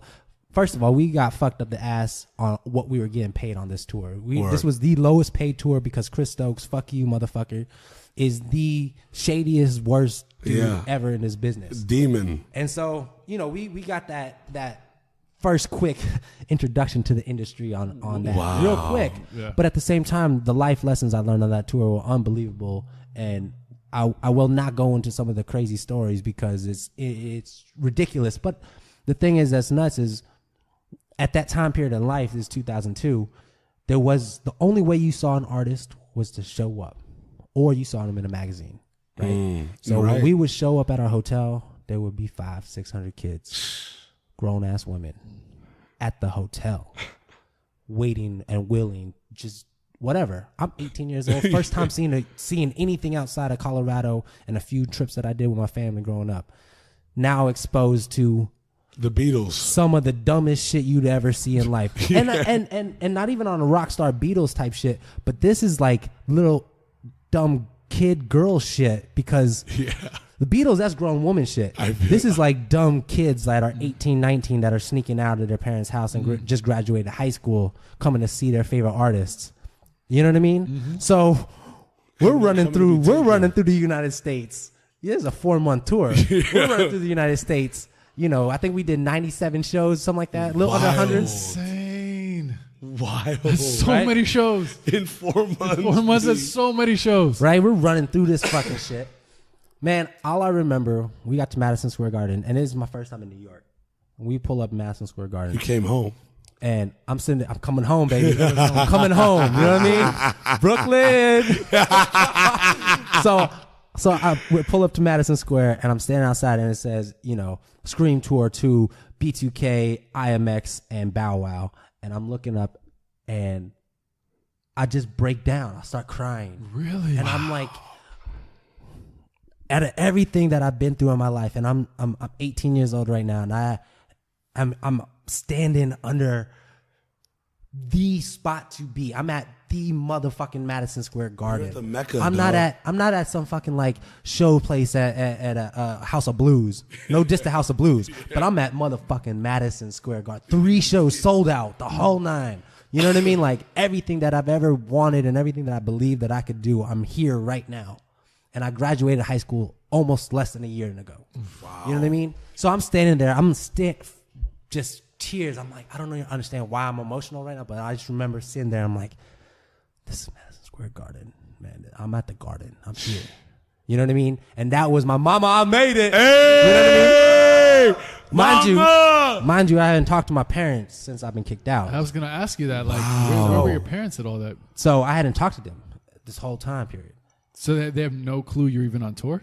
They knew I was on tour. I let them know that I was on the road. Okay. But they didn't, you know. They didn't know the magnitude. So I'm sitting here doing all this stuff, and I just remember like, man, this is it. This is it. Not even knowing what the next step could be. Yeah. You know, I got a national commercial campaign. Yeah. I'm on tour with B2K, the hottest tour of the summer. I'm 18 years old, fresh into life, and I thinking I'm the top of everything. You know what I mean? Like that was my beginning. And I remember saying, I was at Madison Square Garden and I was saying like, everything from now on is going to be okay. You know what I mean? Like that was like that moment where I was like, I'm dealing with all this bullshit on tour. I'm dealing with all this shit. That's the business, whatever. That in my mind, you know, this is how it's supposed to go. Yeah. I don't know any different. Yeah. So everything from them, oh man, you know what I mean? Like this was it. Yeah. But that wasn't it. That was just the beginning, man. Talk to us, dog. Hey guys, and now the podcast is starting. Yes. Now we get to begin. Now we get the good stuff. We back. So we finished up that tour. We're gonna jump in and out of a lot of personal stuff now, though. But at that time, I found out on that tour, I found out I had a daughter. So yeah, so now I'm on this tour, I'm doing all these things, and I'm finding out like you're 18 years old. 18 years old. And so to kind of rewind, basically, during that time that I was back home in Colorado, between that hiatus from July to November, back in Colorado, I got back with the girl that I was with in high school, and just comfortable back together. And so when I left, we broke up, and it was nothing like breaking up over fights. It was just, I love you. You're pursuing your You got to dream. do this, and I support you, but I don't want to be with you. Word. And so when we broke up, it was just a very honest conversation, and that was it. Mm-hmm. Mind you, during that time period, like the internet, the phone calls, it wasn't the same. She had a new boyfriend, and she got pregnant, and I remember she sent me a message, and it was granted, like when I look back and I see the message and I see like the sonogram from it, Yeah. Yeah. and from it, it could be misconstrued so many different ways, but she was like, I'm pregnant, blah blah blah blah, there's a baby. I think it was partially she thought that it was mine, but she wasn't sure. She had gotten a relationship with a new dude, and she had a baby, and I found out while I was on tour with B2K that I was a father. Wow. And so the first time, what was that moment like? it's it's one of those things. I was too young to actually understand what it was. I was trying to wear big boy pants because I'm on tour. I'm trying to be a man about shit, but I didn't realize the emotional effects that it would have on me from how I was brought up and where I came from and being left on a doorstep and adopted the whole nine. But also at the same time, it was one of those things that I wanted to be like, there was a lot of folks that are on tour that had kids and they were like, proud of their little ones, and I would be like, yeah, I just had a little one. You know what I mean? Yeah. And so there was a lot of different emotions that I wasn't really unsure how to actually feel. Yeah. It was just there, but I didn't know how to comprehend them in a mature way, nor did I even know what that meant at that time. And so I had a show in Colorado, which was great because Colorado was also the big, when I left my crew back home in Colorado, they were all like, man, there ain't no Asians on TV. You ain't gonna make it. You know what I mean? Wow. Really? And it wasn't hate. It was more of like sadness that I was leaving them because they were doing shows. We were doing shows for the Nuggets. We were a cool little squad. Yeah. And the hometown heroes. It was a hometown hero, but they also didn't want me to go, and so it was also. And there was also a lot of haters. Okay. But coming back to Colorado. We brought the haters back. The Colorados was also a nice little fuck you. And it was also a nice little, yo, check me out. And it was also the first time I met my daughter. Wow. And it was also the first time I told my parents and seen them that I had a daughter. And that I'm doing this shit. What was Dog, you on tour crazy? You come back, you first time speaking to your parents like that. You have a child. Yeah. This is 50 billion things that are being blapped out. All on one day. What was that? Getting ready to jump on stage. What was that? What was that moment like when Mount St. Helens burst in fucking front of you? You know what? For me, it was exactly how I said it. Respect. It was that quick and that easy. Respect. I ran outside. I got to meet my daughter. I got to hold her. I got to look at her. Wow. I didn't understand it. I didn't know what that meant. Young. You know what I mean? You're young. Too young to get it. Too young to grasp. Insane. That's insane. Saw her, hung out with her, insane. spent a little time with her. At that time I hadn't met Max, which was baby mama's boyfriend at the time. First time meeting him. You know what I mean? First time seeing her in over a year, or almost a year. Wow. So it was. I didn't know what I was doing, man. I was fucking a kid. I had a mentality of a kid doing grown man stuff. Yeah. Told my parents as if I was a grown ass man, being like, I got this. Don't worry about me. Wow. You know what I mean? What was their reaction?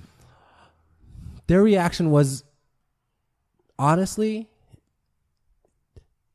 shocked because they couldn't react. Wow. I feel you. I feel like my parents are the type of people that hear something and they want to make sure that they hear what they process it and then come to a conclusion and have a moment to understand it before it go crazy on me. Now it's different. Now they just go crazy. But back then, back then it was just, well, what are you gonna do? And I was like, I got make this. it work. You know what I mean? And it was very young and immature of the way that I dealt with it at that moment with them. But at the same time, it was what it was. Yeah, the dichotomy. And it was at the same time, it was like, I just got you guys front row tickets to my show. Yeah. So, you know what I mean? I'm saying, like, the dichotomy of that is I so just bossed different. up. Y'all gonna like miss me with this. It's like you're at Madison Square Garden, and you can't really talk shit when you're doing you're at the pinnacle of what you should be doing in your career. It's kind of hard to be like, to say something to you about it. Yeah. And you have the kid, you're like, well, look, I'm being successful. I'm achieving these great goals. I got this. Yeah. You can't really say anything to you at that point. And the hardest part about it wasn't hard, but it was just mentality wise, my head wasn't there.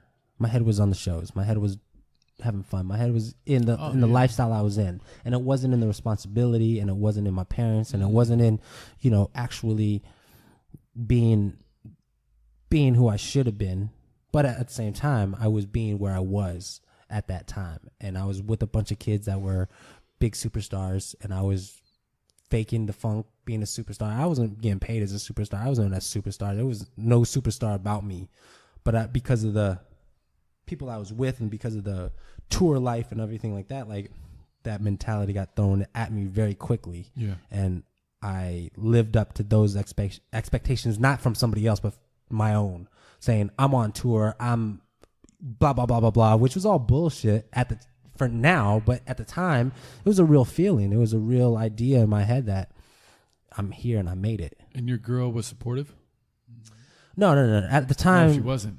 At the time, I mean, the whole thing with her, that she's my best friend. She's the greatest person I know. I think that. She's amazing. Yeah. I think at that time we were all young. You know what I mean? She was with him and she wanted to be with him, and it wasn't like she was like a 30-year-old woman at the time. She was a fucking kid too. Yeah. So we all were just doing kid things, trying to do what we could with what we had, and that was it. But how did the child fit into all this? Because I'm sure you were kind of caught in the middle of, feeling that you have a responsibility to this kid and also pursuing your dreams. And did you get caught in that? No. Was there ever those moments? No, not at first. Not at first. It was just selfish kid being 18 years old, being a dumb. You know what I mean? And also not being able to truly process what that even means, and not even being able to process it, yeah. and really not even being able to own up to it. You know what I mean? Interesting. Yeah. At that time period, I didn't know any better. Yeah. All I knew was right in front of me. I was going 100 miles an hour and God. only seeing 5 feet in front of me. Yeah. After you went to Colorado, well, how long were you there? Oh, this is just a show. Oh, I was there for one night. Oh, so you're just there for one night, and so mind you, so it all culminated. All this kind of happened. And you all this ripped off that happened Band-Aid in one night because I was doing shows. I mean, and the craziest part is I still had the show tour all the way through the end of September. So I'm literally just stopping in saying hello. And that was my hello. That hello. He came in there, ripped off the Band-Aid, and then next show. Yeah. And it's crazy how that can happen like that. And as much as you weren't able to kind of weigh the magnitude of it being so young, it was able for it to be just that one night. Because you were so young. Yeah. I mean, it was the combination of all of it is I'm in the city that I'm from, and I get to see everybody, and so I got to kind of make do with the time that I have out there before we jump to the next city. And, man, I didn't know what I was doing. And that's really what it was. At that age, what else do you know? You know what I mean? It's just be open at that time to the way that you know how to be open, and I just could blurt out what I needed to my parents and say hello to my daughter and jump on stage and then off the next city. That's so fucking wild. So, but that was the way that JD McElroy knew how to do what JD McElroy did, and I finished the tour and it was awesome. And then that year coming into it is kind of, I mean, the craziest was this. It was I finished the tour. Was back in LA doing what I needed to do. I was back and forth in Colorado and trying to see my daughter, but also, you know, had to respect India and Max. They just wanted me to be on the sidelines. They wanted to do the family thing. Oh, how was that for you? At first it was fine. At first it was fine. I tried it. I was back home. I'd see her, you know, every once in a while. It was always like the three of us would go have like lunch. You know what I mean? And whatever. That was what it was. Mm-hmm. And so I coming into that, you know, early spring the next year, started You Got Served, which was like at that time the big dance movie, and I was in like the white boy Wade's crew doing the thing, you know what I mean, or Max's crew, and that was awesome. During that time, they had an open call it was a cattle call, the biggest call for Beyonce's first tour. Wow, we're looking for one dude. One dude. There was like cattle call? 1,000 guys that showed up for this job, and I remember I'm on, you know, rehearsing for You Got Served, and we're doing all this stuff. And I show up, and I had met Solange before on a video shoot, and I came in and I, you know, danced, did my thing, and I left, you know, not thinking anything of it. And we get back to set, and at the time, you know, there's no Asians in the industry, by the way. So it's like me and two other fellas, really. And I'm on set, and this guy, Harry, who's the other Asian, and he comes to me, he's like, yo, I think Beyonce's looking for you. I'm like, what? And they're like, yo, I just went into rehearsal, and I walked in and they said, you're not him. And I left. Oh my God.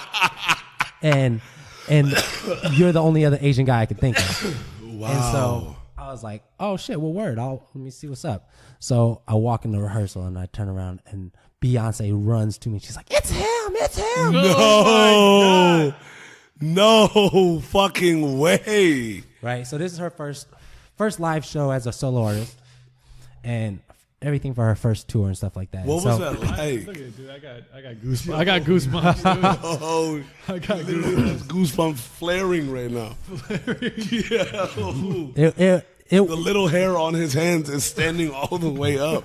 It was nuts. That was that next defining moment where I was like, out of everybody that just showed up at this audition, I was him. I was the one. And so they put me behind her, and I was her partner, and I was her baby boy. And so I did all this stuff with her. And what was that like working with her? It was unbelievable. Going from Chris Stokes to working with, you know, at the time, this dude named Alan, he was her tour manager, and we had Kim, who was the road manager, and we had all these people involved. And, you know, Frank Gatson was the choreographer, and he's the one that, like, you know, put everything together. It was Lavelle, and the same dude, Fly, who was on the first commercial shoot on Pepsi, he was dancing for her. Wow. So it was all this stuff. And, like, the guy Tyrell, who we did 2K together, we were roommates on tour. He was doing Beyonce. So, I mean, it was like family all together. And I just remember thinking, like, man, this is the magic of this industry. Like, I'm here. I get to follow my dreams. I get to follow my passion. And I'm the Asian kid with braids dancing, grinding on Beyonce for Baby Boy. Yo, you know what I mean? What the fuck? So I'm doing literally, it's nuts because Tyrell and I both, and Fly, we're all shooting this movie, You Got Served. So we're shooting all day, 10-hour days, and then leave that to go do 8-hour rehearsals and then go home and sleep for a couple hours and then back again. And this was like what we were doing for like a month or so. And we finished up this show and we finished up the movie and stuff like that. Then we get ready for some tour stuff.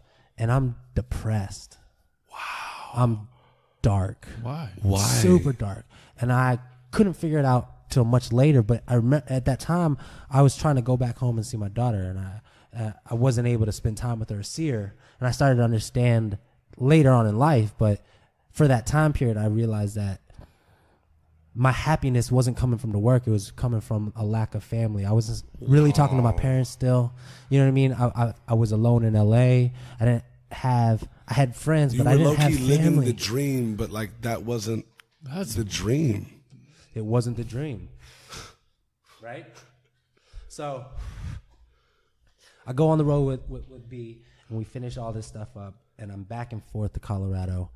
And, you know, at this time, you know, now this is about a year later or so, India and Max break up. And during this time, I'm, you know, breaks or whatever, I'm trying to still go home, see Taya, you know, whenever I can. And not for them thinking I'm trying to, like, you know, infiltrate every moment that I got, but just for me to see, like, let me come home and see if I can at least, you know, get a hang time or whatever. You brought something into this world, dog, and you knew the importance of that. Like, to you, you didn't have that. But at the time, I didn't. It was just a natural thing. Word. It wasn't. It was a want. I wasn't you consciously understanding what I was doing. I just knew that I was gravitated towards it. Word. And so I remember it was like that summer. It was Father's Day, and she was getting ready to turn 3. Right. So it's 2 years later now, and I come home Father's Day, and her and Max have broken up, and I'm spending time with her at daycare. Every time I come back home, I pick her up from daycare, spend a couple hours at daycare with her, and then she go and spend time with the family again. And that was kind of my way of, like, staying in the pocket, but not doing too much and not doing too little. But that's all I could do at the time, and that's all I really knew how to do at the time. And I remember, like, she had no idea what was happening at the time, but she came in. Yeah, Taya. She came in and gave me a tea with a bunch of stars for Father's Day, and she said, "Happy Father's Day, Daddy. I love you," and ran off out into, you know, the playground to have fun. And I stood there and I fell to I literally, like, fell to the ground crying like kid, like, just bawling. And one of the teachers there, she was like, "I've heard of this, but I've never seen a parent turn into a father." And this is that moment. For most mothers during birth, you know, they deal with it. And a lot of fathers, it happens when they see him. But, like, for me, that was my moment where I knew my life was different.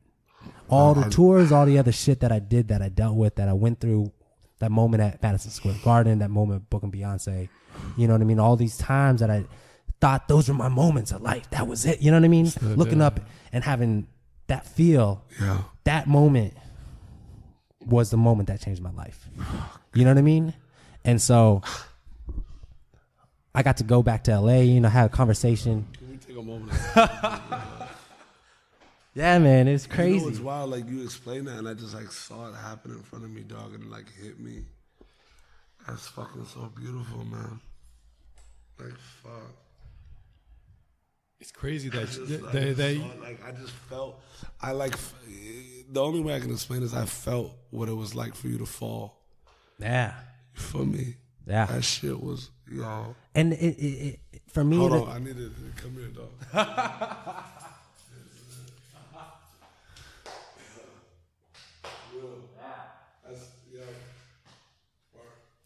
It shows that what you think you want in life, sometimes you have no fucking idea what that even means. Your dream and your aspirations and what you think will make you happy, you may not even be conscious of what that can be. Yeah.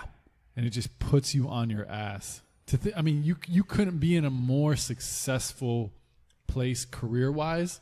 And so young. That combines your career, your passion, your identity. Yo, this is 3 years from starting dancing.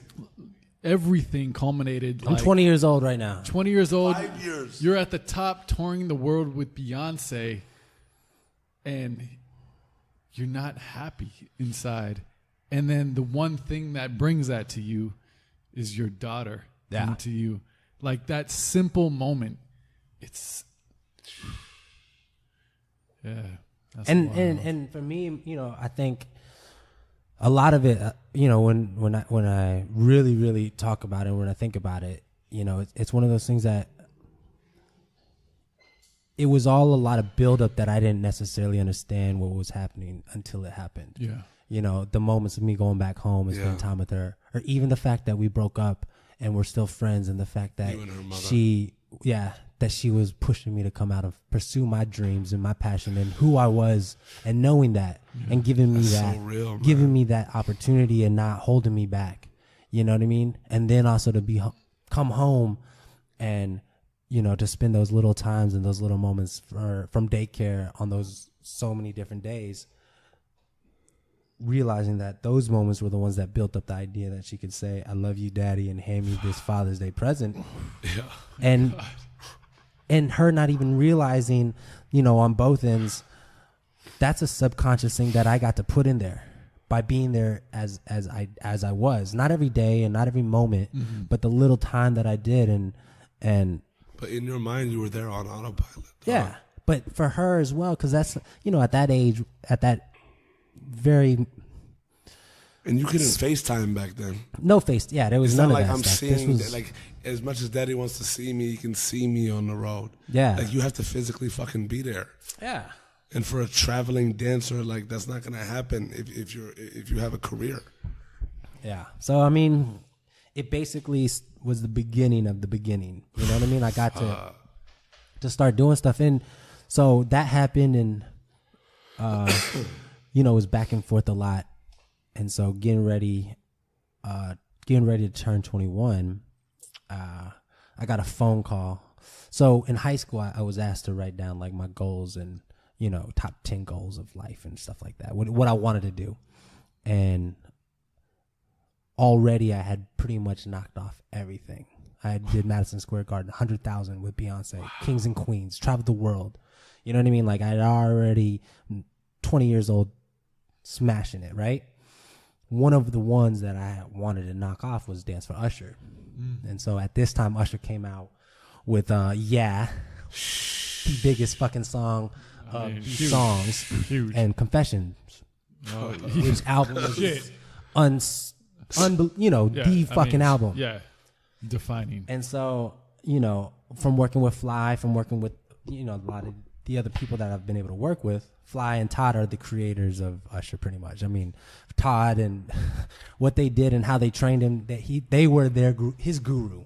You know what I mean? Like if there was no Todd Sams and Fly, there was no Usher. Yeah. There were choreographers that were around before that. Frank Gatson was one of them. There were people that were there, but there would be no Usher without Fly and motherfucking Todd Sams. Wow. So I remember I get a call from Fly and he's like, "Hey dog, you want to rock with Usher?" And I was like, "What?" And he was like, "Yo, I called 2 other dudes. They both turned me down because they had wow." And at this time, you got to understand, like a lot of the guys that they asked, they wanted to be choreographers. They didn't want to be backup dancers anymore. Wow. They wanted more. You know what I mean? They were already seasoned in the game. And so he was like, "I'm calling you. You're next on my list." Damn, imagine if one of them said yes. You want to do this. And I was like, yeah. Yo. Yeah. So from there I jumped on Confessions. Wow. And I got to do fucking a lot of shit with them. There was not a falling out, but just a job thing. Basically, Fly and Todd weren't dancing on the tour. They brought in the other dancers, so that's where me and this other guy Rio came in. And then, partway through it all, they came back on, and so Rio and I got bumped. So we got to do a lot of the tour. But that's just how the business is. You know what I mean? Yeah. And in my opinion, if I was Usher, I would want Fly and Todd right next to me anyway. You know what I mean? But so I danced for Usher for a good long stint, and came off the road from there. And a young cat that was getting down for the first time named Chris Brown arose. And so arose and started fucking running, dog. And so I jumped on with Chris Brown. We did the music video. He had Run It, which was his first single, and then I jumped on. We did Gimme That, which was his second single, and I jumped on. We did that video. Dog, he came out booming. And he did a bunch of stuff for that album, what's it called, House of Blues tours and stuff like that. And then I jumped on big tours, and we did all the stadiums. We did world tours. How was it for dancing 5.5 years? From there, 5.5 years. 5.5 years with Chris. Let me ask you this, because you saw young Chris then, and this motherfucker is like, everything aside, this motherfucker is an incredible dancer. Like it's sinister. Let me stop you how right there. good. All aside from everything, he's the most talented motherfucker on the planet. Not just dance, not just rapping, not just singing. Graffiti, yeah, like bro. literally. Yes. There's people that can like see something and do it. A lot of times people are like jack of all trades, master of none. He's like jack of all trades, master of all. Wow. Like he's not just okay at everything. He's fucking proficiently amazing at everything that he does. And it's scary. I believe that. It's scary because I feel like I've been able to work with the best of every genre for everything. Like, I've been able to be around everything great in this art world, and he's one of the motherfuckers that, unfortunately, with everything that's happened in his life, will never get recognized as that. But that's life. But he is, in my mind, the all-around greatest artist, most talented motherfucker there is. The crazy thing is so fucking talented. It's crazy how much talent that. But imagine the wildness of this, dog. When you're in front of the lens, right? It becomes the perception of what all that art is. Yeah. You could be the best ever, but when life hits and the lens follows you everywhere and all eyes are on you, regardless of your talents, normal people can't don't judge you based on your skill set. Normal people judge you based on events, right? And it's so fucking beautiful that like dog, like you look at a cat like that, and especially as young as he was and everything he's done, like his trajectory, like if we look at it idealistically, his trajectory was Michael in my eyes. Yeah. Oh no, for sure. Right? But regardless of anybody even putting weight on trajectory or not, like who the fuck are we? The beauty of that matter is like this dude is like literally one of the most talented human beings ever to fuck. Like life happens, dog. Nobody's story is just like you have potential, you maximize it infinitely, and nothing will stop you. Yeah. Right? What was it like dancing with Chris, like throughout that period? Like what was it? Because like it's crazy because you think of it this way too, is that he was one of those artists that dance was a very big part of his being. Right? So you know damn well him and his dancers are spending a lot of fucking time together. Like there's a camaraderie in dance as well. I mean, the fun part for a lot of us that was with them, we were like his older brothers. We were his first time touring the world. It was our X amount of time. You know what I mean? Like we'd already been seasoned. You were the big homies. We'd been done it. The scary part was no other artist ever made you feel like you had to work that much harder. You ain't ever want to get outshined by you know what I mean? You were a professional dancer to be a you don't want to get outshined by the wow, you know what I mean? On real. Just dance. This kid he said I'm gonna body you. This kid could dance so I'm dope. He come in and have ideas for choreography. You know what I mean? Yeah. Like he'd be like, yo, this is the type of set I want to. You know, wow. That mentality was just so different. So it was like he stepped all of our games up. You know what I mean? We would come in to rehearsals and all mess around, and then next thing you know, he'd be doing, double twists and backflips and shit. You're like, oh man, my shit together. But that was the best part. It pushed us all, and through everything. I mean, I don't want to speak on his personal life and stuff like that, but that doesn't matter. The reality was like watching somebody go from top of the world to literally everybody turning their back on him. And I'm not condoning anything that he did in that time period. It happened, dog. It's such his life. But when you're 18 years old and the girl you're seeing is 19 and you are on top of the world financially and nobody can tell you no, like it's a different... And I say this not condoning anything that he did. No, but I'm saying it's a different world that you live in, that you have, and when the world turns their back on you, every single like artist friend, every single work friend turns their back on that moment, and the next thing you know, we're sitting there and we can't do a tour in the United States because nobody will come, and we're only touring overseas and in South America. You know what I mean? For 2 years, type shit. Like yeah. I get that's it. That's something you were affected by intimately. I mean, like you went through it with him. You work. The thing is this. Like, when you're with somebody every day for that long, you get to know somebody. Yeah. And you get to see their pain, your sufferings. And regardless of how people hold their shit in and won't talk about it, or they will talk about it, when you're with somebody that long, you get to know them. Yeah. And anytime that you are close to somebody and you see them go through stuff, it's tough. And I wouldn't wish that on anybody. You know what I mean? Like, nobody wants to go through life alone. No. And nobody ever wants to feel like, after everything that you've been through and everything you created, and to be able to stand on top of the world, that to everything that you stand for, all of a sudden everybody turns their back on you. Mm-hmm. It's a tough a tough thing to go through in life. And at age of 18. Yeah. At that, you know, you could sit there and think, oh, well, he's 18, he's a superstar. Imagine what you was like at 18 and the dumb shit you were thinking about and talking about and doing. You know, it's just a different world.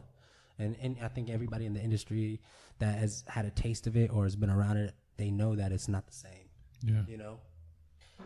What was that like for you as a dancer, right? And as a human being, right? Because... Well, as a human being, it's tough because I have a daughter.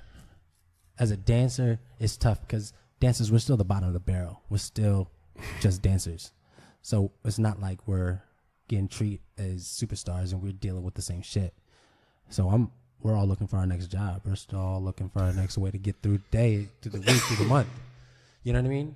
Talk about that a little bit, because it's a weird thing to think about when you're on these massive tours with the, top artists in the world playing the biggest venues of the world, but feeling still at the bottom of the barrel in this type of industry.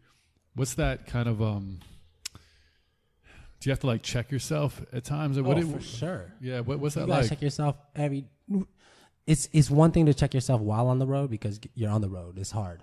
Yeah. But it's when you come back to reality, it's real quick. Yeah. You start to see, wow, this is not real life. You're on top of the world, and then you're you back sit in the here world. and you're staying at, nice hotels, you're flying, you're doing what you got to do, you're getting per diem every day. You know what I mean? Like, you get money in your pocket, you're good. All of a sudden you come home, that cash flow stops. Wow. All of a sudden you come home and you're walking into sneaker stores and nobody gives a fuck who you are. And that's, it sounds funny, but that's real talk. It's crazy to deal with that. It's a mentality. Must be kind of a mind, a mind fuck. I used to tell people, and I still do. Super mind fuck. But I tell people this: I had three completely separate lives. I live my life at home in Colorado with my daughter. I live my life at home in Los Angeles, where I'm just a dancer, and I live my life at home on tour, when I'm with artists, living in fucking 5-star hotels, doing private tours of the Louvre and going to see Steve Irwin's daughter and getting private tours of, the zoo with Steve Irwin's daughter and getting to hold all the, insane. Taking to places and giving you free shit. You know what I mean? So it's three completely different lives that you have to live, and mentally you have to know that. If you're not and you strong have to enough, jump bro, back that'll break the through fuck all out of three of you. them. And the hard part is that it bleeds together sometimes. And especially when you're like trying to keep up with the friends and family in LA and friends and family back home, and you're trying to raise a daughter, and then you're trying to live this lifestyle as well.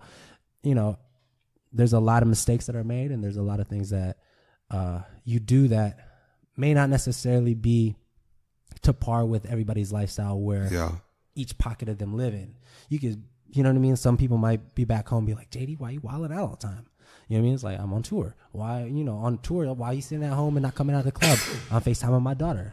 You know what I mean? It's like, there's all these pockets that you gotta figure out where you fit in, and it doesn't always work out the way you want it. But at the same time, if you want it all, you gotta do it all.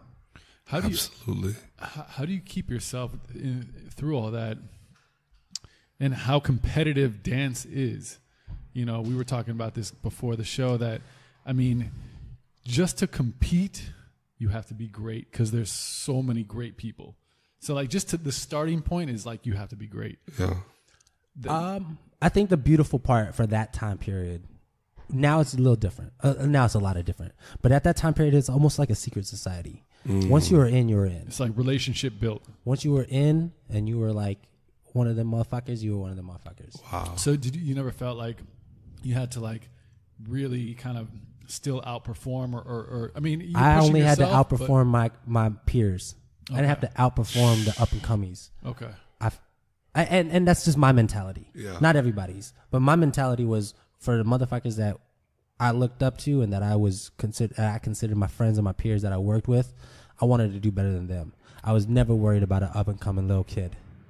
I wanted to make sure that the people that I respected in the industry and that I liked dancing with and that I liked looking up to, and I was like, yo, they're dope. I always wanted to make sure that they said the same thing about me. Wild. The new kids that came up, until you were put in that circle, I didn't give two shits about. Because the reality is, you weren't taking my job. You know what I mean?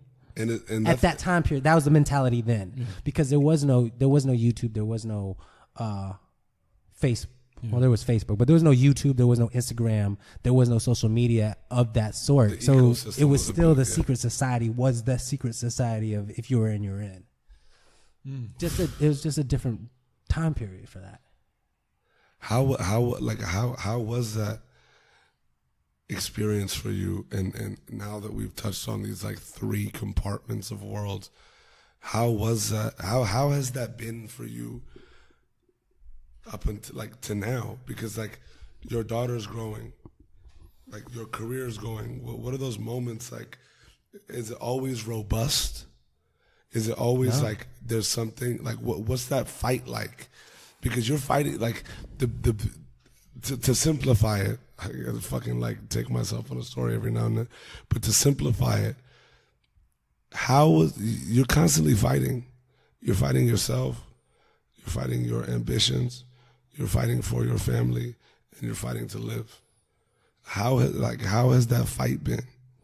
So the interesting part about like, and I think this is with any artist, is waves of life. And a lot of people, they enjoy that like 9-to-5 life of, you know, everything kind of stands still. You know, there's no waves to rock the boat. It's just easy. Every second of the month, you know, you get the fucking check. You got to pay this. You do this with your friends. You do this with your family.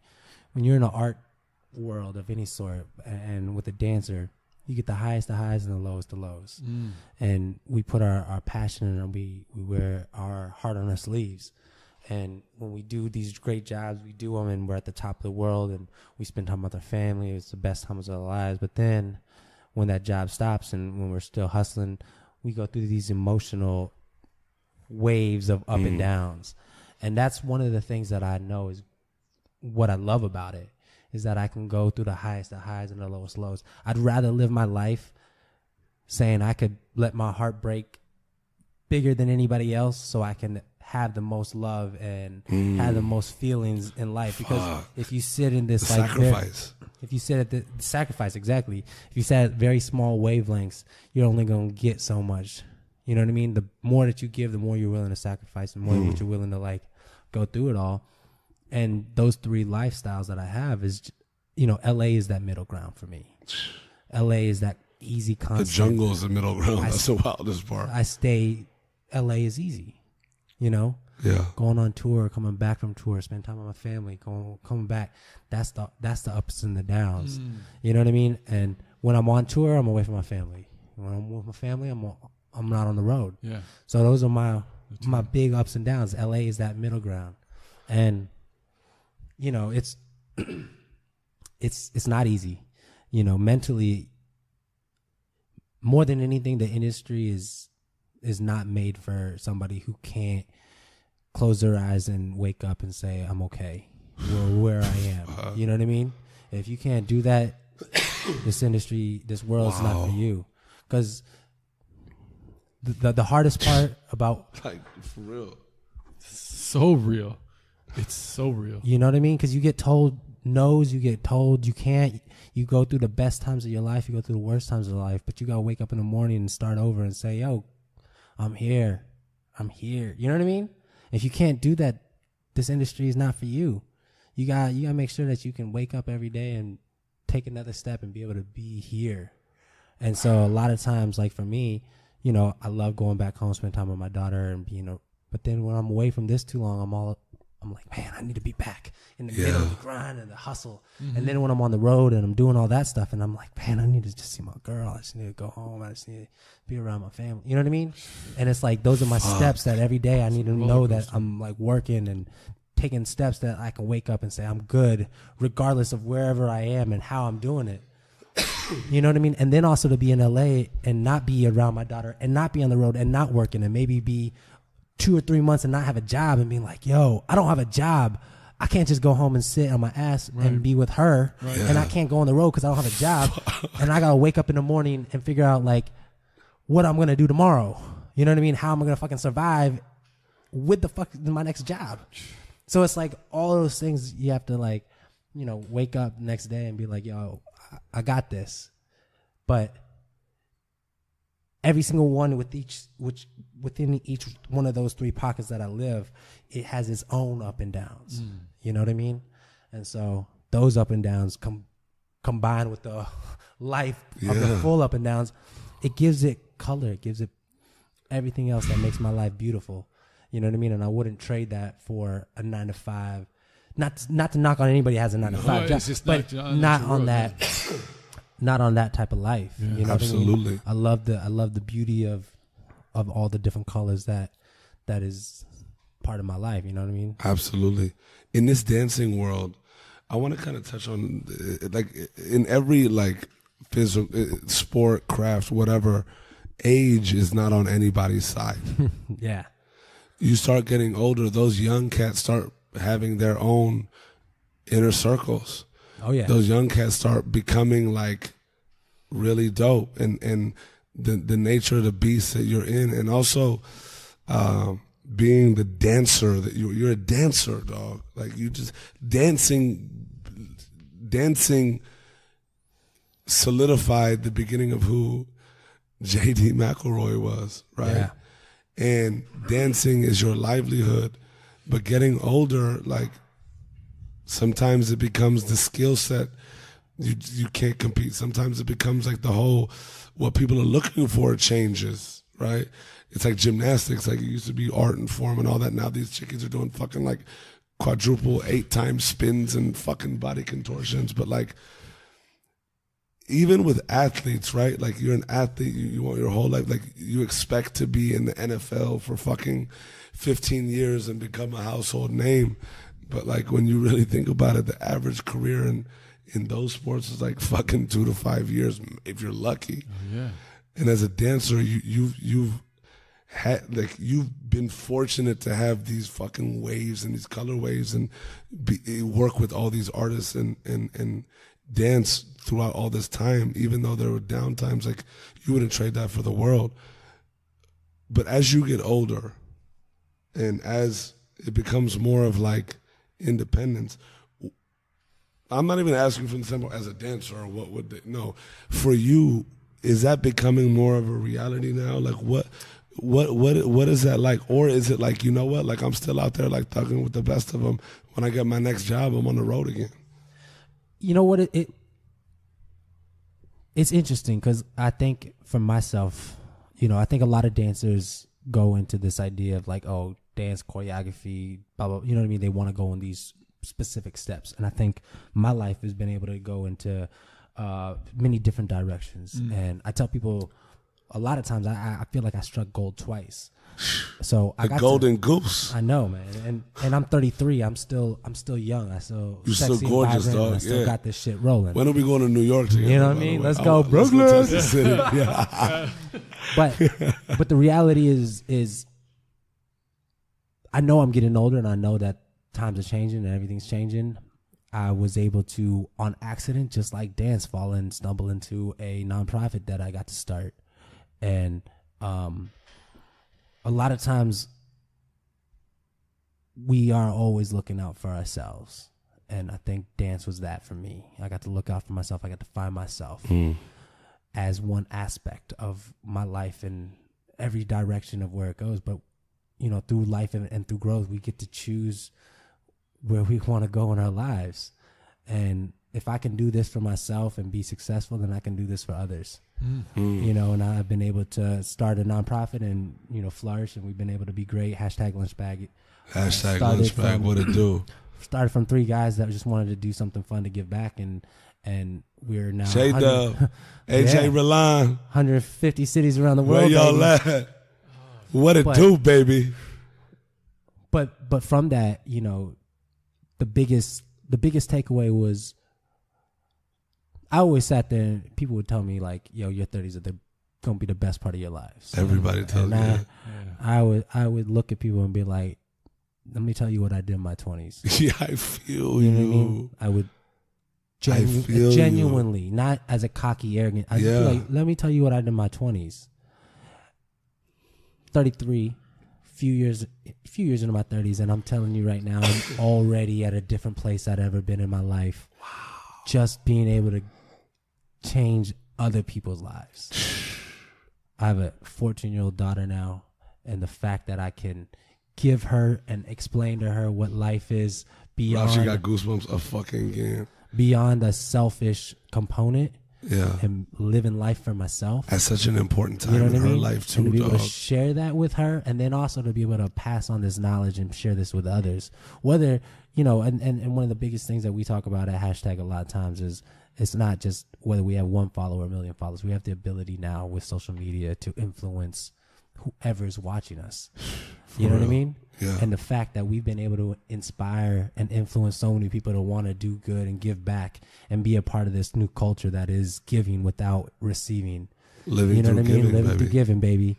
Has changed my life, and it's made me realize that the direction that I want to go, and I can't wait for a new chapter. You know what I mean? Because I know that these next years of my 30s are going to continuously grow